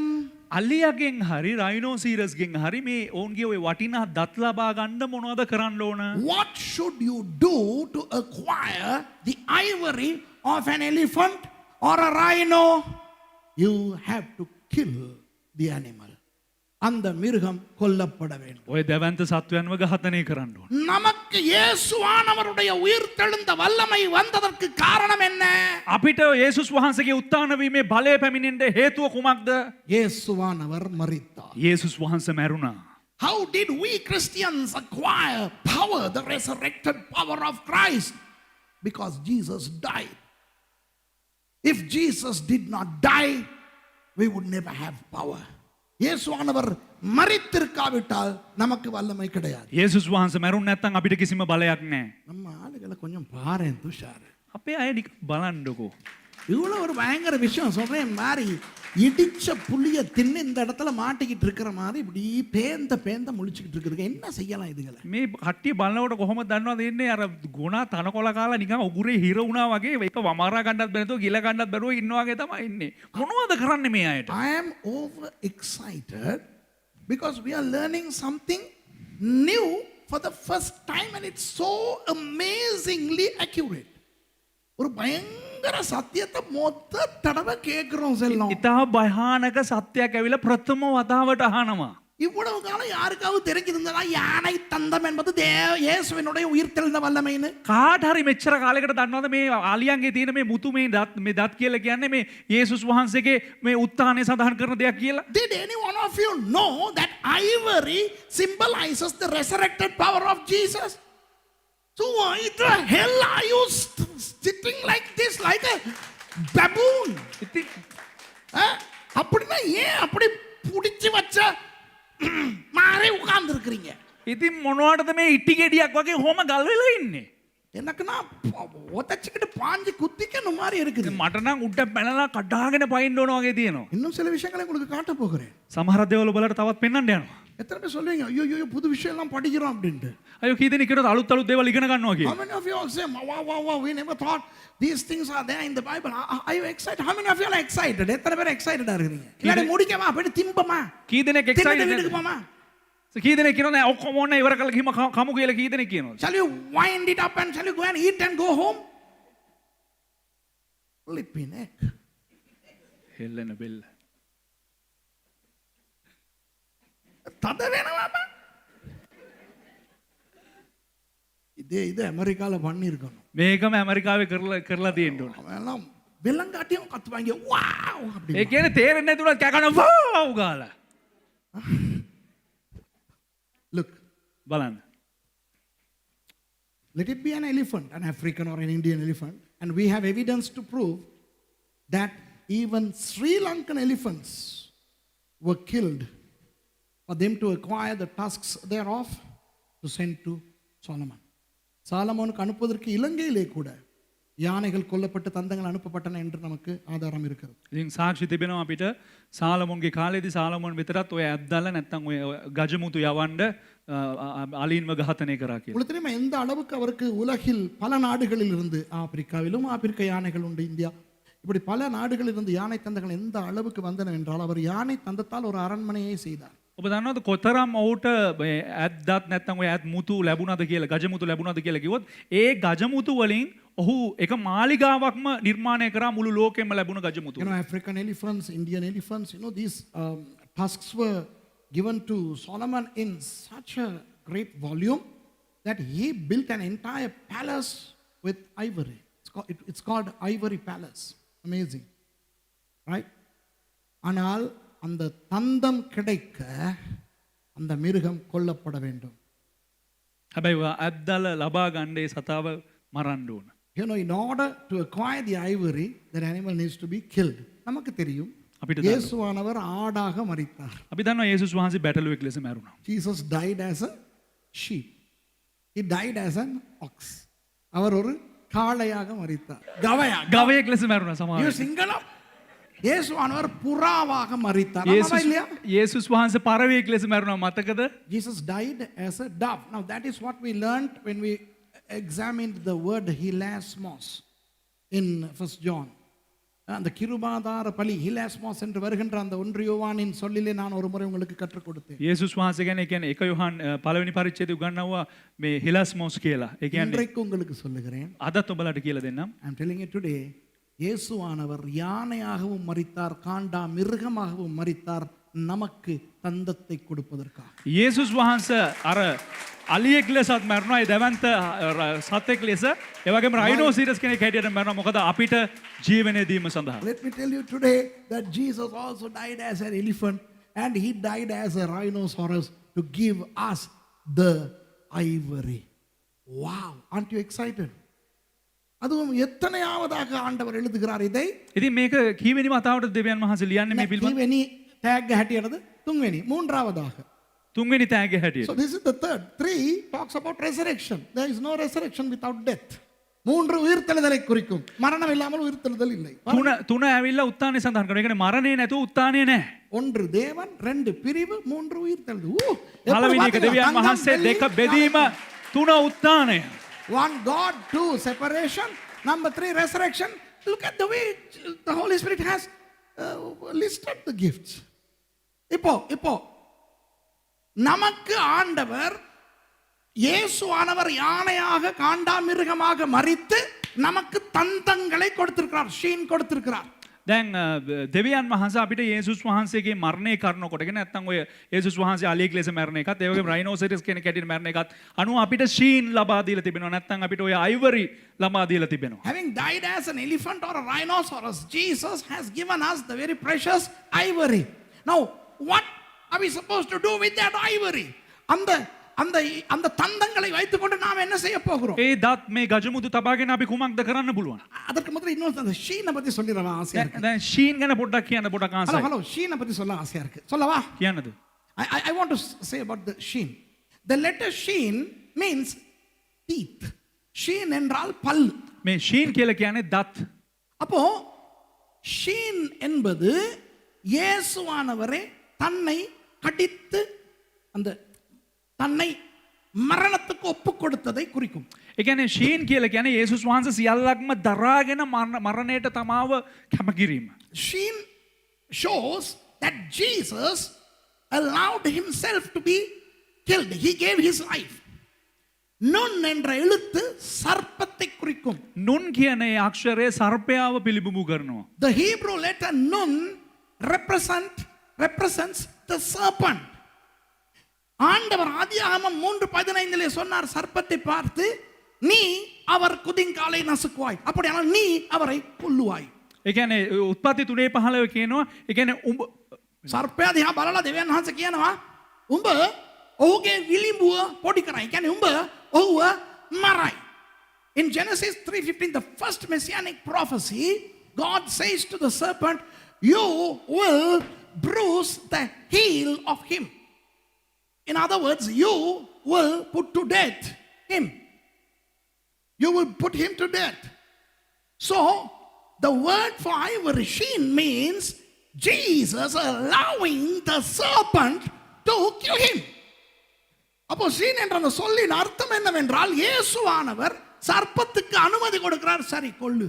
ඒ කියන්නේ චීන් කියන වචනේ අර්ථය කුමක්ද? යේසුස් වහන්සේ අනුමතය දෙනවා ඇවිල්ලා සර්පයාට මරපන්. சரி பிலாத்து மூலமா வாரில் அடிக்கிறிய அடி. හරි පිලාත් කරනකොට එන ගහනවද කසින් ගහපන්. Okay, lashes 39 of them through Pilate, no problem. Nails here and here, no problem. ஆணிகள் இங்கே பரவாயில்ல. කකුල්වල අත්වල එන ගහනවද කමක් නැහැ. முள்முடி இந்த சூட். මේ කටුවටුන පළඳනවා පළඳවපන්. The crown of thorns, okay, come on. Jesus never resisted. He allowed the serpent to put him to death. இயேசுவானவர் தடை செய்யவில்லை, அனுமதி கொடுத்தார், சர்ப்பத்துக்கு கொல்லுடா. යේසුස් වහන්සේ බාධා කරේ නැහැ, අනුමතය දුන්නා සර්පයාට මරපන් කියලා. யானை மறைத்தது, காண்டாமிருகம் மறைத்தது. අලියා මැරුණා, ඒ විශාල රයිනෝසරයා මැරුණා. The elephant died. The rhinoceros died, but rose again from the dead. And by the death, what did the elephant do? What did the rhino do? Gave us the ivory. அந்த தான் மரித்ததன் மூலம் அந்த யானை, அந்த காண்டாமிருகம் என்ன செய்தது? நமக்கு தந்தங்கள் கொடுத்தது. ඒ මරණය කරනකොට අලියාගේ මරණය කරනකොට ඒ වගේම රයිනෝසිරස්ගේ මරණය කරනකොට මොනවද වටින්? ඒ කියන්නේ වටිනා වූ ගජමුතු ලබා දෙනවා. அதை வைத்து நமக்கு என்ன கிடைத்தது என்று பார்ப்போம். மூன்று விஷயங்கள். ඒ මේක බලන්න කිරිකොකා, මේ බයිබල් පද. அதை வைத்து ඒක තියාගෙන දෙවියන් වහන්සේ අපිට අපෙන් මොනවද බලාපොරොත්තු වෙන්නේ? අපි මොනවා කරන්නද ඒ ගජමුතු තියාගෙන? What are we supposed to do with the ivory? Three things. Amos 6:4 கட்டன்னு வாசிங்க. ආමෝස් 6:4. Quickly. Hey, is this interesting? Are you happy or are you tired? கேட்கணுமா இல்லாட்டி முடிச்சிட்டு அடுத்த ஞாயிற்றுக்கிழமை தொடரவா? අහනවද නැත්තම් அஹனவானே. ஆமோஸ் 6:4 பாருங்க. ආමෝස් 6:4. தந்த கட்டில்களில் படுத்துக்கொண்டு, இது கெட்ட விதமா தான் பேசுது, அதை விடுங்க. தந்த கட்டில்கள், ඇද්දත් ඇඳන් වල සැතපෙන්නවා. that lie upon beds of ivory. இப்போ இங்கே வாசித்தால் ஆமோஸ் யாரையோ திட்டுகிறார். දැන් මෙම ස්ථානයේ බැලුවා නම් කවුදෝ කාටදෝ ආමෝස් බනිනවා. Amos is scolding the northern kingdom of Israel. Now, let's not go into the vituperation there. அந்த திட்டுறது ஏன் திட்டுறார் அதை விடுங்களே. ඒ බනිනවා කාටද බයින්නේ මොනවද කියලා ඒක අවශ්‍ය නැහැ දැන්. ஆனா என்னது பார்த்தோம்? தந்தத்தை பத்தி என்ன பார்த்தோம்? නමුත් අර ඇද්දත් ගැන මොනවද අපි බැලුවේ? ඇද්දත් ගැන. தந்த கட்டில். ඒ කියන්නේ ඇද්දත් වලින් යහන් ඇඳන්. Let's not go into the context of being vituperative to the nation of Israel, but what did we see there? A bed of ivory. அப்போ தந்தத்தினால் கட்டில் செய்தால் அது என்னத்தை காட்டுகிறது? ඇද්දත් වලින් ඇඳක් හදවුවා කියලා කියන්නේ මොකද්ද පෙන්눔 කරන්නේ? கட்டில்ல என்ன பண்ணுவீங்க? මේ ඇඳේ මොනවද කරන්නේ ඇඳේ? பாஸ்டர் அதுல தான் உட்கார்ந்து நாங்க சாப்பிடுவோம். පාසෙ ඒකේ තමයි අපි ඉඳගෙන කන්නේ. அதுல உட்கார்ந்து தான் அரட்டை அடிப்போம். ඒකේ ඉඳගෙන තමයි අපි ඔක්කොම මේ කතා කරන්නේ. அதுல உட்கார்ந்து தான் டிவி பார்ப்போம். ඒකේ ඉඳගෙන තමයි අපි ටීවී එක බලන්නේ. அது நம்ம கொழுப்பு. ඒක අපේ තෙල. What do we do on a bed? Well, that's where we eat. That's where we watch TV from. No, that's our problem. A bed is where you get your rejuvenation, your recuperation and your rest. அங்குதான் நீங்கள் உங்களுடைய இளைப்பாறுதலை பெறுவீர்கள். ඒ ස්ථානයේ තමයි ඔබගේ සැනසීම ඔබ හොයාගන්නේ. வருத்தப்பட்டு பாரம் சுமக்கிறவர்களே, நீங்கள் எல்லாரும் என்னிடத்திலே வாருங்கள், நான் உங்களுக்கு இளைப்பாறுதல் தருவேன் என்று மரித்த யானை தந்த கட்டில்களை நமக்கு தந்திருக்கிறது. වෙහෙස වී බර උසුලන්නා වූ සියල්ලනි මා වෙතට එන්න, මම නුඹලාට සහනය ලබා දෙන්නෙමි කියලා ඇද්වත් වලින් උන්වහන්සේ අපිට යහන් හදලා දෙනවා. Come unto me all ye burdened and heavy laden, and I shall give you rest. On what? Bed of ivory. Says who? The rhino, the elephant which died to give us the ivory. Glory to God. Aren't you Amen. excited? வழங்குதா? වැටහෙනවද? அவர் மரித்தபடியினால் நமக்கு இளைப்பாறுதல் கிடைக்கிறது. උන්වහන්සේ මැරුණ නිසා අපිට සහනය ලැබෙනවා. We receive rest because he died. 1 ராஜாக்கள் 22:39. එක රාජාවලිය 22 29. First Kings chapter 22 verse 39. Ahab அவன் ஒரு கெட்ட கேவலமான ராஜா, அவனை விடுங்களே. ආහාබ් ඌ එක ජරා රජ කෙනෙක්. ඌ අතරින්නකෝ. We are talking about Ahab, the worst king Israel ever saw. Let's not get into his problem. அவன் கட்டின தந்த வீடு அல்லது அரண்மனை. Verse 39, 22:39. ඒ line එක විතරක් කියවන්න. I want only that line, 39 right? 22 39. Yeah. And the ivory house which he made. Ivory house. ඔහු සෑදූ ඇද්දත් ගේද.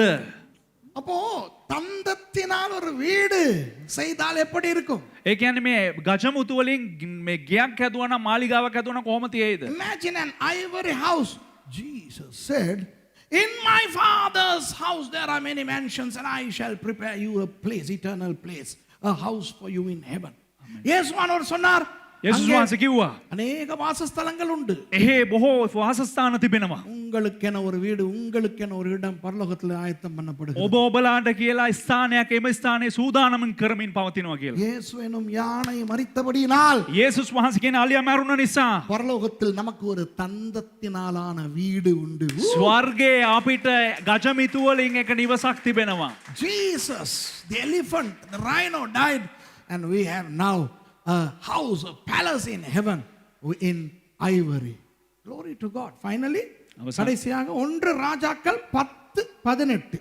එක රාජාවලිය 10 වෙනි පරිච්ඡේදයේ 18 වෙනි පදය. First Kings 10:18. சாலமோன் ராஜா தந்தத்தினால் பெரிய ஒரு சிங்காசனத்தையும் செய்தான். තවද සාලමොන් රජතුමා ඇද්දත් වලින් මහත් සිංහාසනයක් සාදා. Moreover, the king made a great throne of ivory. இது பாருங்க, என்ன விதங்கள்ல சிங்காசனம் செய்யலாம்? දැන් මොන විදිහට මේ සිංහාසන නිර්මාණය කරන්න පුළුවන්ද කියලා කල්පනා කරලා බලන්න. What materials could be used for a throne? What did Solomon use? Ivory. Solomon இதை பயன்படுத்துகிறார். සාලමොන් මොනවද භාවිතා කරේ? தந்தத்தினால் சிங்காசனம். මේ ගජමුතු. அப்போ நமக்கு ஆண்டவர் நம்மை ராஜாக்களாகி ஆக்கி இருக்கிறார் அவருடைய மரணத்தை கொண்டு. එසේනම් උන්වහන්සේ අපිව උන්වහන්සේගේ මරණය කරනකොටගෙන අපිව රජවරු හැටියට උත්පාදනය කරලා තිබෙනවා. Jesus has made us kings. He has seated us on thrones because of his death. Isn't that interesting? But that is why ivory is mentioned. அதனால தான் தந்தங்கள் என்று சொல்லப்பட்டிருக்கிறது.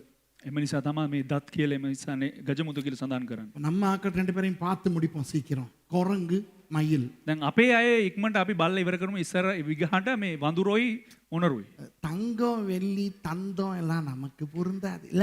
අපිට ඔය ගජමුතුයි රත්තරනුයි රිදී හරියන්නේ නෑ නෝ. Gold, silver and ivory, you know, that's not our cup of tea. Our fellows are there. Who? Apes and peacocks. குரங்கு நம்மால். අපේ වඳුරු අපේ අය. ஒவ்வொரு நாளும் காலையில கண்ணாடியை பார்த்தா எனக்கு அதுதான் தெரியுது. ඒ කියන්නේ උදේ පාන්දරම කන්නඩි බලපු ගමන් මට ඒක තමයි පේන්නේ. Every time I go in front of a mirror, I see an ape. Okay. இப்போ දැන් இந்த நான் உங்களுக்கு சொல்ல போகின்ற விடயங்களை எங்கிருந்து எடுத்தேன் என்று உங்களுக்கு சொல்ல வேண்டாமா? මම මේ ගත්ත මේ දේවල් කොහෙන්ද මේ දේ කොහෙන්ද ගත්තේ කියලා ඔබලාට කියන්න ඕනනේ. Shouldn't I tell you where I got what I'm going to share with you from? Let's turn to 1 Kings chapter 4 and read verse 33. 1 ராஜாக்கள் 4:33 கொஞ்சம் வாசிப்போமா? අපි කියවමුද එක රාජාවලියේ 4 වෙනි පරිච්ඡේදයේ 33 වෙනි පදය. சாலமோன் எவ்வளவு பெரிய ஞானி என்றால், සාලමොන් කෙතරම් ලොකු ප්‍රඥාවන්තයෙක් දෙයක්. லீபனோனில் இருக்கிற கேதுரு மரங்கள் முதற்கொண்டு சுவரில் முளைக்கிற ஈசோப்பு பூண்டு வரைக்கும் உள்ள மர முதலாகிய தாவரங்களை குறித்தும் மிருகங்கள், பறவைகள், ஊரும் பிராணிகள், மச்சங்கள் ஆகியவைகளை குறித்தும் வாக்கியங்களை சொன்னார். ඔහු ලෙබනොන්හි තිබෙන කිහිරි කස පටන් හිත්තියෙන් ගන්න හීසෝප් ගහ දක්වා ගස් ගැන කතා කළේ. ඔහු මුර්ගියන්ද පක්ෂින්ද බඩගෑ යන සතුන්ද මත්ස්‍යයන්ද ගැන කතා කළේය. Yeah. And Solomon was so wise. And he spake of trees from the cedar tree that is in Lebanon, even unto the hyssop that springeth out of the wall. He spake also of beasts and of fowl and of creeping things and of fishes. The first recorded botanist, the first recorded zoologist and the first recorded aquamarinologist. உலகில் தோன்றிய முதல் தாவரவியலாளன் ලෝකයේ ප්‍රථම උද්භිත විද්‍යාඥයා. முதல் விலங்கியலாளன், ලෝකයේ ප්‍රථම සත්ව විද්‍යාඥයා. உலகில் முதல் மீனியலாளன். ලෝකයේ ප්‍රථම මත්ස්‍ය විද්‍යාඥයා. அப்போ அவர் பயங்கர ஞானி. කියන ඔහු ලොකු ප්‍රඥාවන්තයෙක්. அப்போ அவர் மிருகங்களை பற்றி சொன்னவற்றை நான் ආරාய்ந்த போது දැන් ඔහු මේ සත්වයන් ගැන කතා කරන එක පිළිබඳව දෙවිගැතිතුමා ගවේෂණය කරනකොට அவை வேதத்தில் கிடையாதா? නමුත් ඒවා බයිබලේ නොවේ. Now when I examined what he spoke about these animals, it's not there in the Bible. He has explained about apes also. அவர் குரங்குகளை பற்றியும் பேசியிருக்கிறார். ඔහු එතුමා මේ කියන්නේ සලමු රජතුමා මේ වඳුර ගැන කතා කරලා තියෙනවා. அவர் சொல்லுகிறார், ඔහු කියනවා குரங்கு இச்சை நிறைந்த ஒரு மிருகமா. වඳුර කියන්නේ තෘෂ්ණා අධික සත්වයෙක්ලු. Solomon says that apes or monkeys for that matter, all macaques and all monkeys, orangutans, baboons and bellwood guys, I mean all monkeys, they are full of lust. இச்சை நிறைந்ததாம். මේ තෘෂ්ණාවෙන් පිරුණාව நமக்கும் தான் இந்த கண்டியில போகும்போது தான் குரங்குகளை பார்க்குறோமே, குரங்கு பார்த்தா இச்சையில நிரம்பி தான் இருக்கு. ஆமாவே இல்லையா? நான் சொல்றது ஆமாவே இல்லையா? අපිත් මේ නුවර යනකොට පේන්න ඉන්නවනේ හැමතැනම මේ රිලව් ඔය වඳුර ඇවිල්ලා. ඔව් දැක්කම පේන්නේ හැම වෙලේම තෘෂ්ණාවෙන් පිරලා ඉන්නවා වගේ තමයි. We have a lot of monkeys and we know how lustful they are. Solomon needn't tell us that. We know that. Solomon කියන්න ඕනේ නෑ. සොලාට වැඩි අපි දන්නවා ඕක. சாலமோன் சொல்ல தேவையில்லை. சாலமோன் கிட்ட எங்களுக்கு தெரியும். அவர் சொல்லுகிறார், சுயநலம் மிகுந்த ஒரு மிருகமாம் குரங்கு. මේ කියන්නේ මේ වඳුරා කියලා කියන්නේ ආත්මාර්ථකාමීත්වයෙන් පිරිච්ච එකෙක්. Very selfish animal. அதுபோல அவர் சொல்லுகிறார், ඒ වගේම සලමෝන් කියනවා மற்றவனை காப்பி அடிக்கிறது. என்ன சொல்றது? மற்றவனை பிரதியாக்கம் செய்கிறது தானா அந்த குரங்குட்டு வேலை. වඳුරගේ එක දෙයක් තමයි අනිත් අයව අනුකරණය කිරීමේ හැකියාව. He wants to copy others, conformity. விளங்குதா உங்களுக்கு? වැටහෙනවද බලන්න? அப்போ இந்த குரங்கு எதை காட்டுகிறது? මේ වඳුරන්ව මොනවද පිළිඹු කරන්නේ? கெட்ட கெட்ட கெட்ட விஷயங்களை காட்டுகிறது. නරක නරක ඍණාත්මක දේවල් පිළිඹු කරනවා. அழகான மனிதனை அந்த சாயலை அசிங்கமாக கொண்டிருக்கிற மிருகம் தான் குரங்கு. ஆமாவா இல்லையா? ඒ කියන්නේ මිනිස්සු කියන්නේ ලස්සනයි. මේ ලස්සන මනුෂ්‍යයාගේ විකෘති වෙච්චි හැඩක් වගේ තමයි, හැඩයක් තමයි රිලවට තියෙන. මිනිස්සු වගේ ඌ හැබැයි කැතයි. දැන් අපිට වගේම ඌටත් ඇඟිලි තියෙනවා. හැබැයි ඌගේ ඇඟිලි කැතයි. எங்களுக்கு மாதிரி கைகள் இருக்கு ஆனா அந்த விரல் பார்க்கும் பொழுது அது அசிங்கமா இருக்கு. You know, a monkey is an ugly, distorted version of the beautiful human beings God created. I mean, we may enjoy monkeys, but look at their fingers, for instance. They look like human fingers, but ugly. குரங்குக்கு மாதிரி நமக்கு விரல் இருந்தா யாரு விரும்புவீங்க? දැන් කාටද කැමති වෙන්නේ රිලවුන්ට වගේ අපිටත් ඇඟිලි තිබ්බන. Now imagine how many of you all would love to have fingers like the fingers of apes. ஆண்டவர் அழகான கை கொடுத்தும் දෙවියන් වහන්සේ ලස්සන අතක් දීලා அதுக்கு பொம்பளைக்கு அடிக்கிற பெயிண்ட்களை பார்க்கணுமே. ඒකට කාන්තාව ගහන මේ පේයින් බලන්න ඕන. God has given beautiful ladies' fingers to girls, but even that they paint. Not only that, God has given them beautiful nails, but they pay money and buy artificial nails and paste them like vampires. ஆண்டவர் அழகான நகம் படைச்சிருக்காரு பொம்பளைகளுக்கு. දෙවියන් වහන්සේ ලස්සන මේ නියපොතු මවල දිනවා කාන්තාවන්ට. ஆனா பணம் கொடுத்து செயற்கை நகங்களை வாங்கி ஒட்டிக்கிட்டு அந்த ரத்த காட்டேரி மாதிரி தெரியும். අර මේ ඊට පස්සේ ඒ කට්ටිය මොනවද කරන්නේ? ඉතින් මුදල් ගෙවලා කෘතිම නියපොතු අරගෙන ඒව අලවගෙන අර ලේ උරා බොන වැම්පයර්ස්ලා ගාගෙන ඉන්නවා. அழகான கைக்கே இந்த கூத்துனா ලස්සන අතටම මේ සෙල්ලමම නා குரங்குக்கு இருக்கிற மாதிரியே உங்களுக்கு கை கொடுத்தா என்ன அடி செய்வீங்க? රිලවට වගේ අතක් උඹලට දුන්නා නම් උඹලා මොනවද කරන්න යන්නේ? எல்லோ எல்லாம் காரணமா. Now you are doing all these jiggly blues to the beautiful hands of yours. Imagine what would you do if your hands look like the hands of monkeys. So you know, we enjoy them doing things that we do, but imagine if we become like that, how ugly that will be. குரங்கு பண்ற சேட்டைகளை பார்க்கும்போது நமக்கு ஆசையா இருக்கு பார்க்க. මේ රිලව් කරන සමහරක් වැඩ දැක්කම අපිට ඒක බලන්න හරි ආසයි. ஆனா நம்ம மாறிட்ட குரங்கு பழிச்சு காட்டுறது பாத்துறீங்களா? சில பேருக்கு அவங்களோட பொண்டாட்டி ஞாபகம் வரும் துஷார். සමහරක් වෙලාවට රිලව් අපිව බල විරිත්තල එනකොට ඒ ආයත සමහරක් වෙලාවට ඒ ගායගේ භාර්යාවරු මතක් වෙනවා. அதை மட்டும் மெதுவா சொல்லு. ரேபேக்கா பார்த்துக்கிட்டு இருக்காங்க. You know, sometimes have you seen those monkeys, these things, Anyway, now look. நல்லா கவனிங்க. හොඳට අවධානය යොමු කරන්න. இது எதை காட்டுகிறது என்றால் මේ මොනවද පෙන්눔 කරන්න කිව්වොත් இயேசுவானவர் மனிதனாய் வந்து சிலுவையிலே தொங்கினாரே යේසුස් වහන්සේ මිනිසෙක් ලෙස පැමිණලා කුරුසපත් වුණානේ. அவர் எப்படி அசிங்கமானார்? උන්වහන්සේ කෙබඳු ආකාරයටද මේ கெட்ட වුණේ අපවිත්‍ර වුණේ. How ugly Jesus became because of us. Now you may think, okay, he was ugly when he was hanging on the cross. அவர் சிலுவையிலே தொங்கும் பொழுது அசிங்கமாக இருந்தார் என்று நமக்கு தெரியும். උන්වහන්සේ කුරුසපත් වෙලා ඉන්නකොට උන්වහන්සේ ඉතා අවලක්ෂණ රූපයක් කියලා අපිට දන්නවා.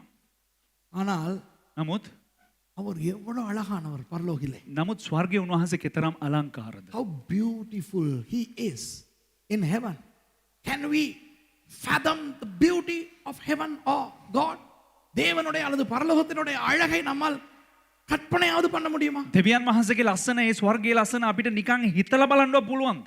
அவர் ஒரு குழந்தையாய் பிறந்ததிலிருந்து 33 வருஷம் மனிதனாய் வாழும்போது උන්වහන්සේ ලදරුවෙක් වෙලා ඉපදුණු දහ පටන් අවුරුදු 33මාරක් මිනිසෙක් ලෙස ජීවත් වන කාලය දක්වා அவர் குரங்கு மாதிரி தான் வந்தார். උන්වහන්සේ වඳුරෙක් වගේ கொஞ்ச තමයි. நேரம் நான் சொல்றேன் விளக்கப்படுறேன். Let me explain this. මම මගේ පොඩ විග්‍රහ කරන්නම් උඹලට.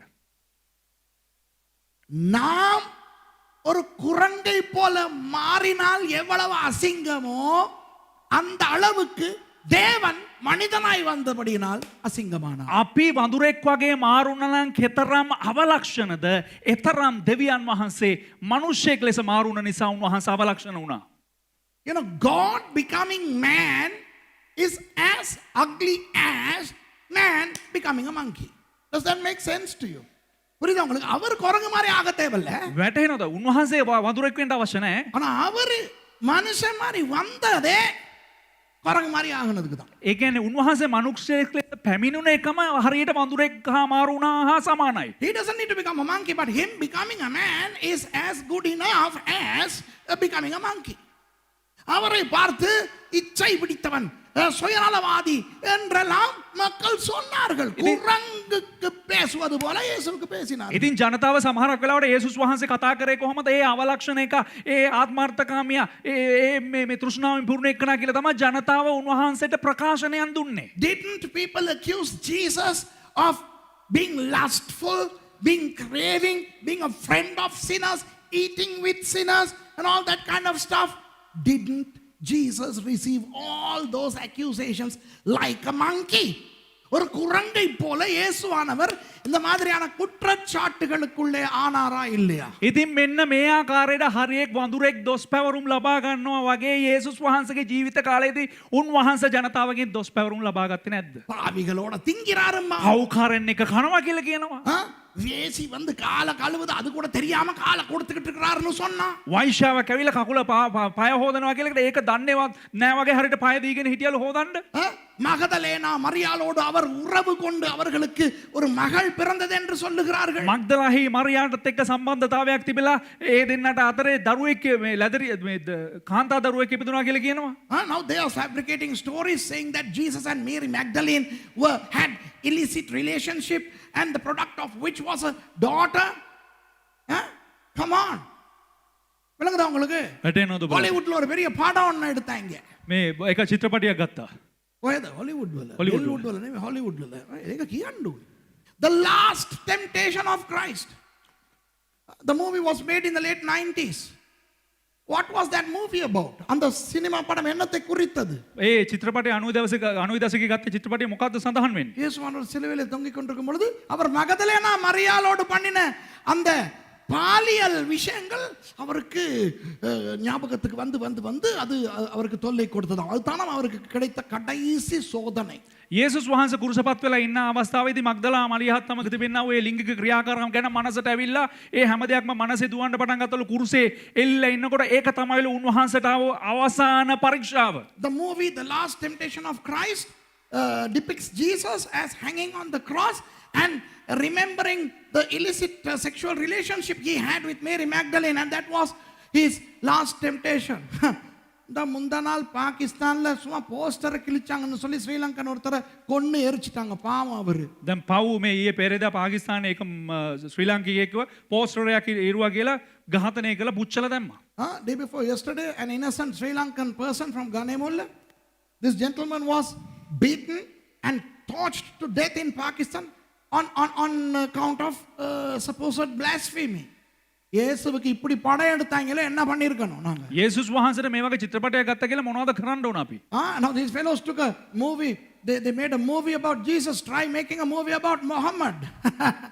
They will come to Hollywood and they'll destroy Hollywood. ඒකම මොහමඩ් තුමා ගැන இல்ல சல்லல்லாஹு நபி வஸல்லம் பத்தி ஒரு படம் எடுக்க வைங்க பாப்போம் அப்படி.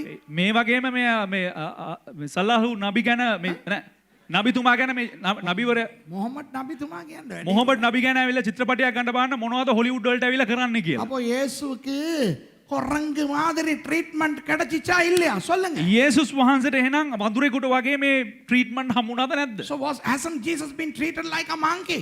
Tell me. Yes, but it's listed as number 4. நான்காவது இடத்துல அது வருகிறது. நான்கு எதை காட்டுகிறது? හතර කුමක්ද සඳහන් කරන්නේ?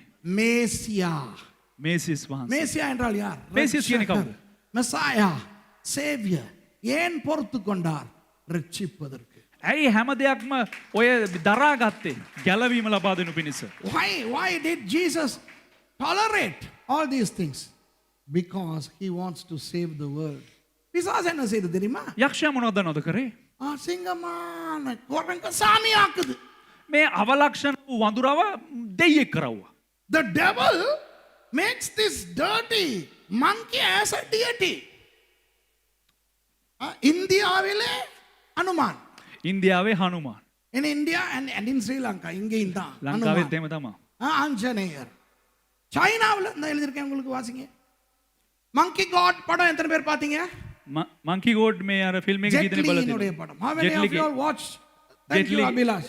ජෙට්ලිගේ චිත්‍රපට. ඒව බලලා ඉන්න ඕනේ මගේ දේශනා අහන්න නම්. Chinese දෙවිවරුන්ගේ தெய்வங்கள்ல ஒன்று தான் குரங்கு தெய்வம். මේ චයිනීස් මේ දෙවිවරුන්ගේ එක්කෙනෙක් තමයි මේ වඳුරු දෙයියෝ. One of the Chinese deities happens to be the monkey god. And do you know what? He is in charge. He is in charge of heaven. அவர் தான் பரலோகத்துல in charge. ඉතින් ඒ වඳුරු දෙයියා තමයිලු මේ ස්වර්ගයට ඉන්චාර්ජ්. நமக்கு ஆண்டவருக்கு ஸ்தோத்திரம். சைனாக்காரன் பரலோகத்துக்கு போறதுக்கு நானே வாசல்னு ஒரு குரங்கு நிக்குது. චීනුවා ස්වර්ගයට යන්න මාර්ගය මමය කියලා මමයි දොරටුවේ කියලා වඳුරෙක් ඉන්නේ. You know, for the Chinese to enter heaven, they have to go through, I am the gate. The monkey. Praise God, we have Jesus. நமக்கு இயேசு இருக்கிறார். අපිට යේසුස් වහන්සේ ඉන්නවා. ஜப்பனீஸ் மதத்துல ජපාන් ආගමක ஹியேன்னு சொல்லி ஒரு மலை இருக்கு. ஹியே. ඊයේ කියලා එක හන්දක් තියෙනවා. මෙහෙම කරන්න වාට එනවනේ. නෑ එහෙම නෑ. There is a mountain in Japan called Hiei, and they believe that the shrine in Hiei is the shrine of the monkey god of the Japanese. And the Hiei மலைக்கு மேலே இருக்கிற சாமி அதுதான் குரங்கு சாமி. ඊයේ කන්දට උඩින් ඉන්නේ දෙයියා තමයි මේ වඳුරු දෙයියා. அந்த சாமியோட பேர் ஷின்டோ. ඒ වඳුරු දෙයියාගේ නම තමයි ஷின்டோ. Shinto god.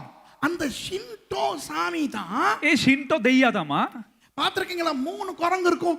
இப்படி இப்படி இப்படி அதுதான் அந்த ஜப்பான் சாமி அந்த குரங்கு சாமி. ඒ ජපාන් ෂින්ටෝ දෙවිවරු තමයි එකෙක් ඉන්නේ මෙහෙම ඉන්නේ එකෙක් මෙහෙම ඉන්නේ අනික කොහමද ඉන්නේ දන්නේ. එකෙක් මෙහෙම ඉන්නවා එකෙක් මෙහෙම ඉන්නවා එකෙක් මෙහෙම ඉන්නවා. One monkey is like this, closing the ears, the other monkey closing the mouth, the other monkey closing the eyes. The implication is, do not hear bad things, do not look at bad things, do not speak bad things. தீயதை பாராதே கேளாதே பேசாதே. ඒ කියන්නේ වැරදි දේවල් කතා කරන්න එපා බලන්න එපා අහන්න එපා. அது அந்த ஜப்பானீஸ் சாமி. ஆகவே ஜப்பான்ல சைனால இந்தியாவுல எல்லாம் குரங்கு தெய்வமாகுது. ඉතින් මේ ජපානයේ චීනයේ ඉන්දියාවේ ඇවිල්ලා රිලව් දෙයියෝ වෙනවා. You know, in India, China and Japan, monkeys are becoming God, but glory to God, the one and only loving God became like a monkey. for us. ஜீவனுள்ள ஒரே தேவன், அன்பான தேவன் நமக்காக குரங்கு மாதிரி கெட்ட பேர் வாங்கிக்கிட்டார். නමුත් ජීවමාන වූ එකම දෙවියන් වහන්සේ අපේ උදෙසා වඳුරෙක් වගේ අවලක්ෂණ වෙලා නරක නාමය ලබා ගත්තා. கடைசி අවසානයේට மயில்.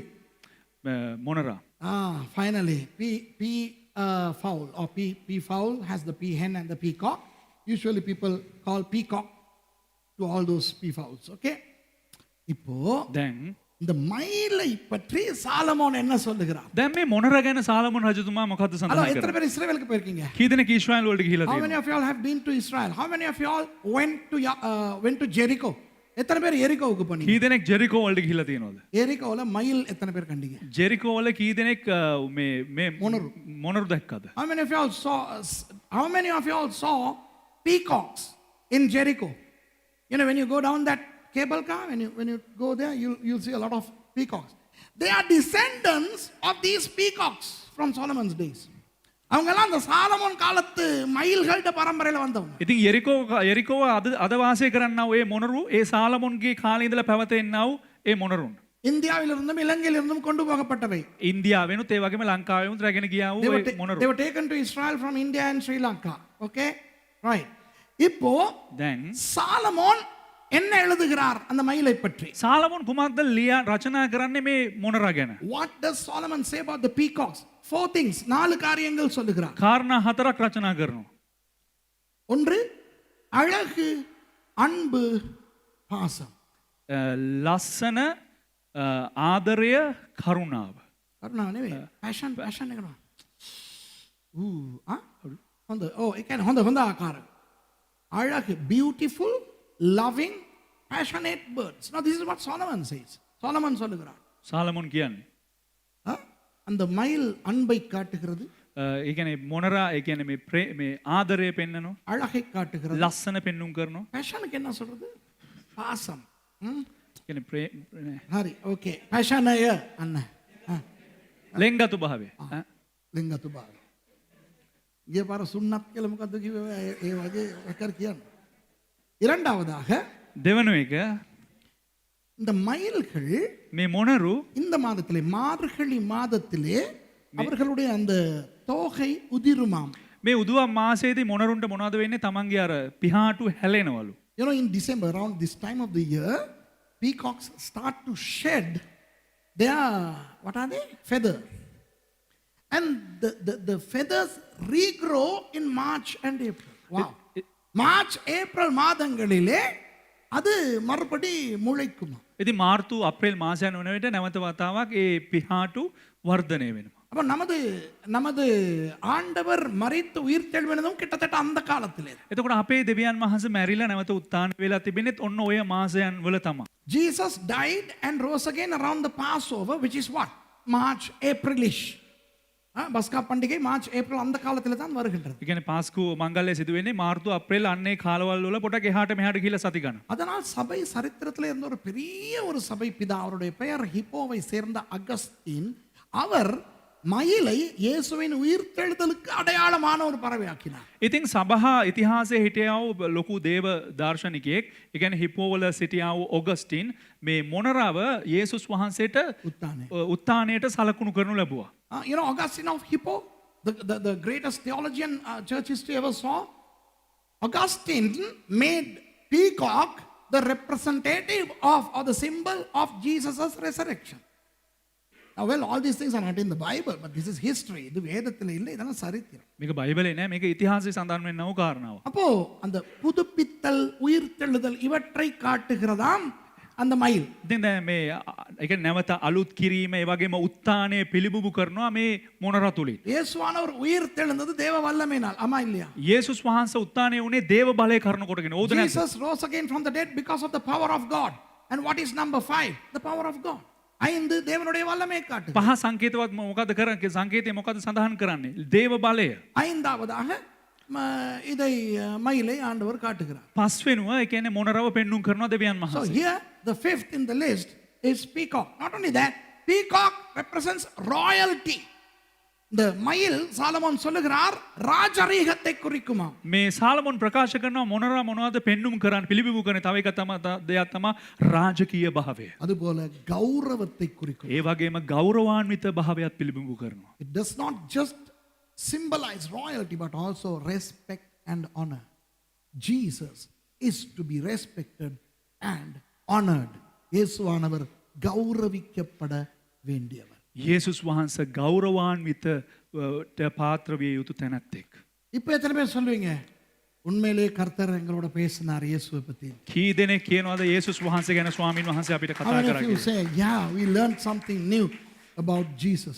Glory to God. Now, this is the magnitude of the mysteries of God.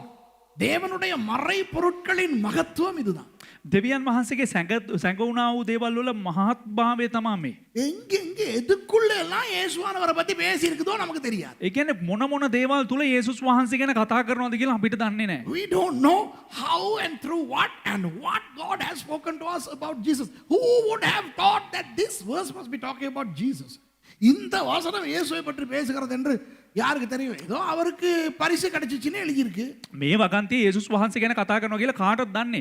නිකන් සඳහන් වෙලා තිනවා මේ සාලමොන්ට තෑගි හම්බුණා කියලා මේ කාරණා පහ. ஆண்டவருக்கு ஸ்தோத்திரம். இது எனக்கு பெரிய ஆசீர்வாதமா இருந்தது. දෙවියන් වහන්සේට ස්තුතිවන්ත වේවා. මේක මට ලොකු ආශිර්වාදයක් වශයෙන් I was තිබෙනවා. really blessed in my office this morning when I started write these things down for my translator to go through.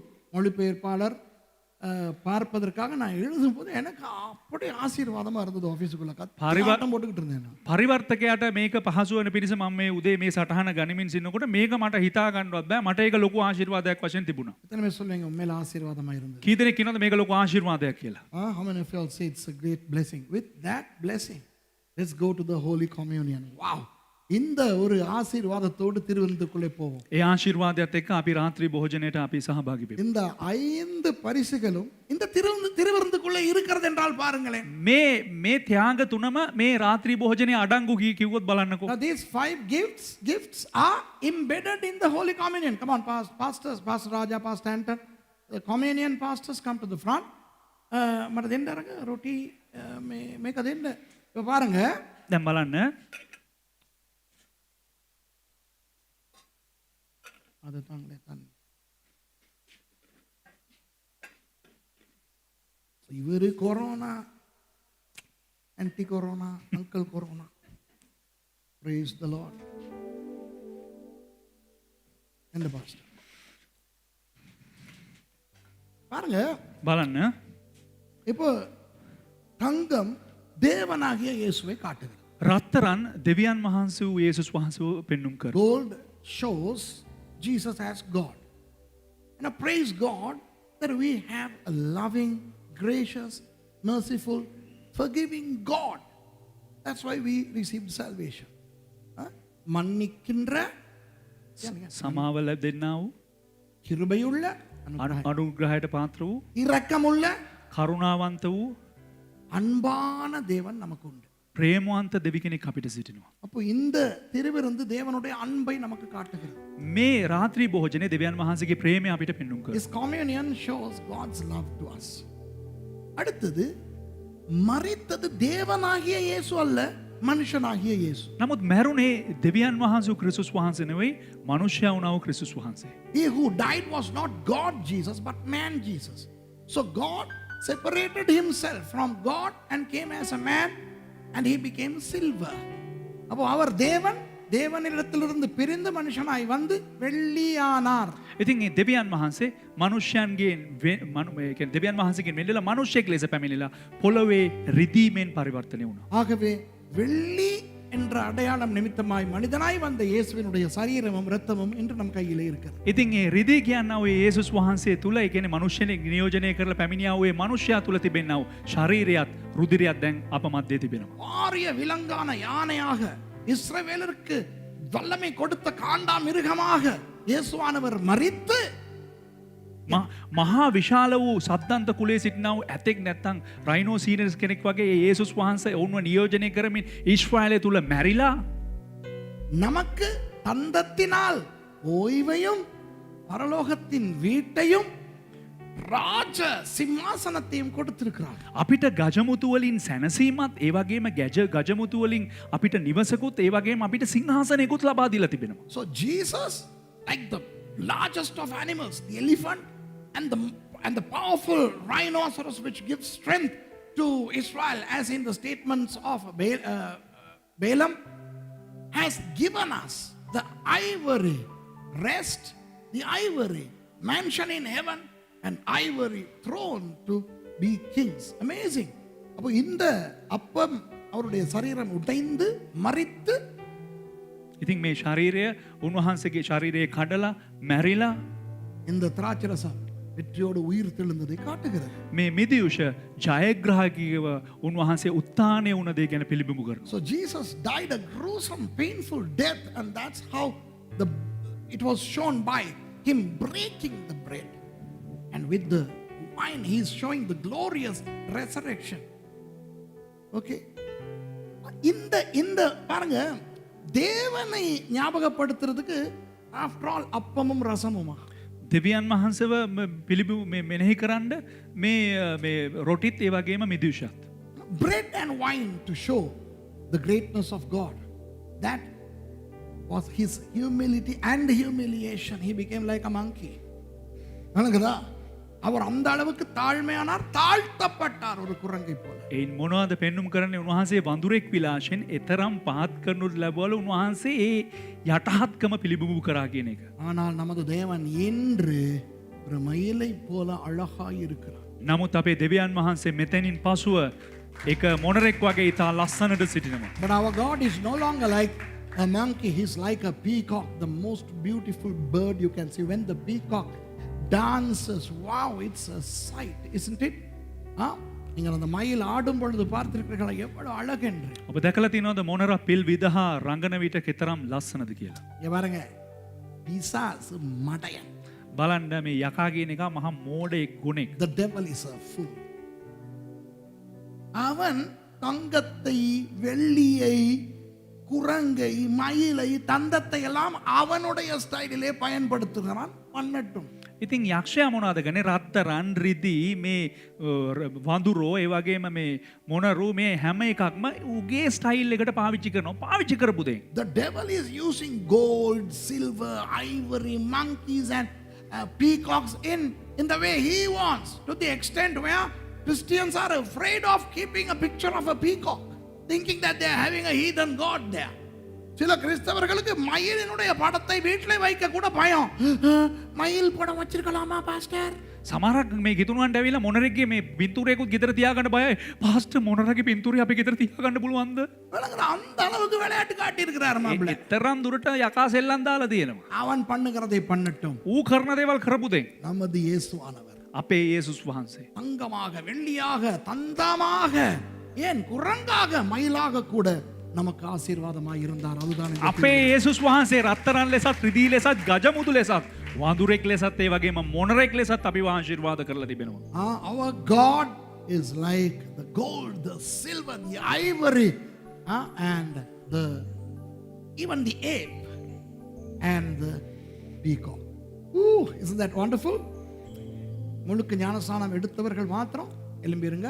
සම්පූර්ණ බෞතිස්මය ලබාගත්තා වූ අය පමණක් නැගී සිටින්න. இயேசுவானவர் தாம் காட்டிக் கொடுக்கப்பட்ட அன்று ராத்திரிலே அப்பத்தை எடுத்து ஸ்தோத்திரம் பண்ணி அதை பெட்டி, இதை வாங்கி புசியுங்கள், இது உங்களுக்காக பிற்கப்படுகிற என்னுடைய சரீரம் என்றார். අම පාවාදිනු ලැබූ රාත්‍රියේ යේසුස් වහන්සේ රොටි රැගෙන ස්තුති කොට කඩාමය නුඹලා වෙනුවෙන් කැඩෙන්නා වූ මාගේ ශරීරය කිව්වා. මා නැවත පැමිණෙන තෙක් මාගේ මරණය සිහි කරන පිණිස මේ අනුභව කරපල්ලායයි කීසේක. நான் மறுபடியும் வரும் வரை என்னுடைய மரணத்தை நினைவு கூறும்படி இதை புசியுங்கள் என்றார். அந்தபடியே போஜனத்தின் பின்பு அவர் பாத்திரத்தை எடுத்து, இது உங்களுக்காக சிந்தப்படுகின்ற புதிய உடன்படிக்கையினால் ஆன என்னுடைய இரத்தமாக இருக்கிறது. நான் வரும் வரை என்னுடைய மரணத்தை நினைவு கூறும்படி இதை பானம் பண்ணுங்கள் என்றார். ආකාරම භෝජනයෙන් පසු වහන්සේ කුසලානේ රැගෙන මේ නුඹලා වෙනුවෙන් වැගිරෙන්නා වූ මගේ අලුත් දිවිසුම නැමැති රුධිරය මගේ මරණය සිහි කරන පිණිස මා නැවත පැමිණෙතික් මෙය පානය කරපල්ලේ කීසේක. පාස්ටර් රාජා රොටි වෙනුවෙන් යාඥා කරන්න, පාස්ටර් ඇන්ටන් මේ යුෂ වෙනුවෙන් යාඥා කරන්න. අපි යාඥා කරමු.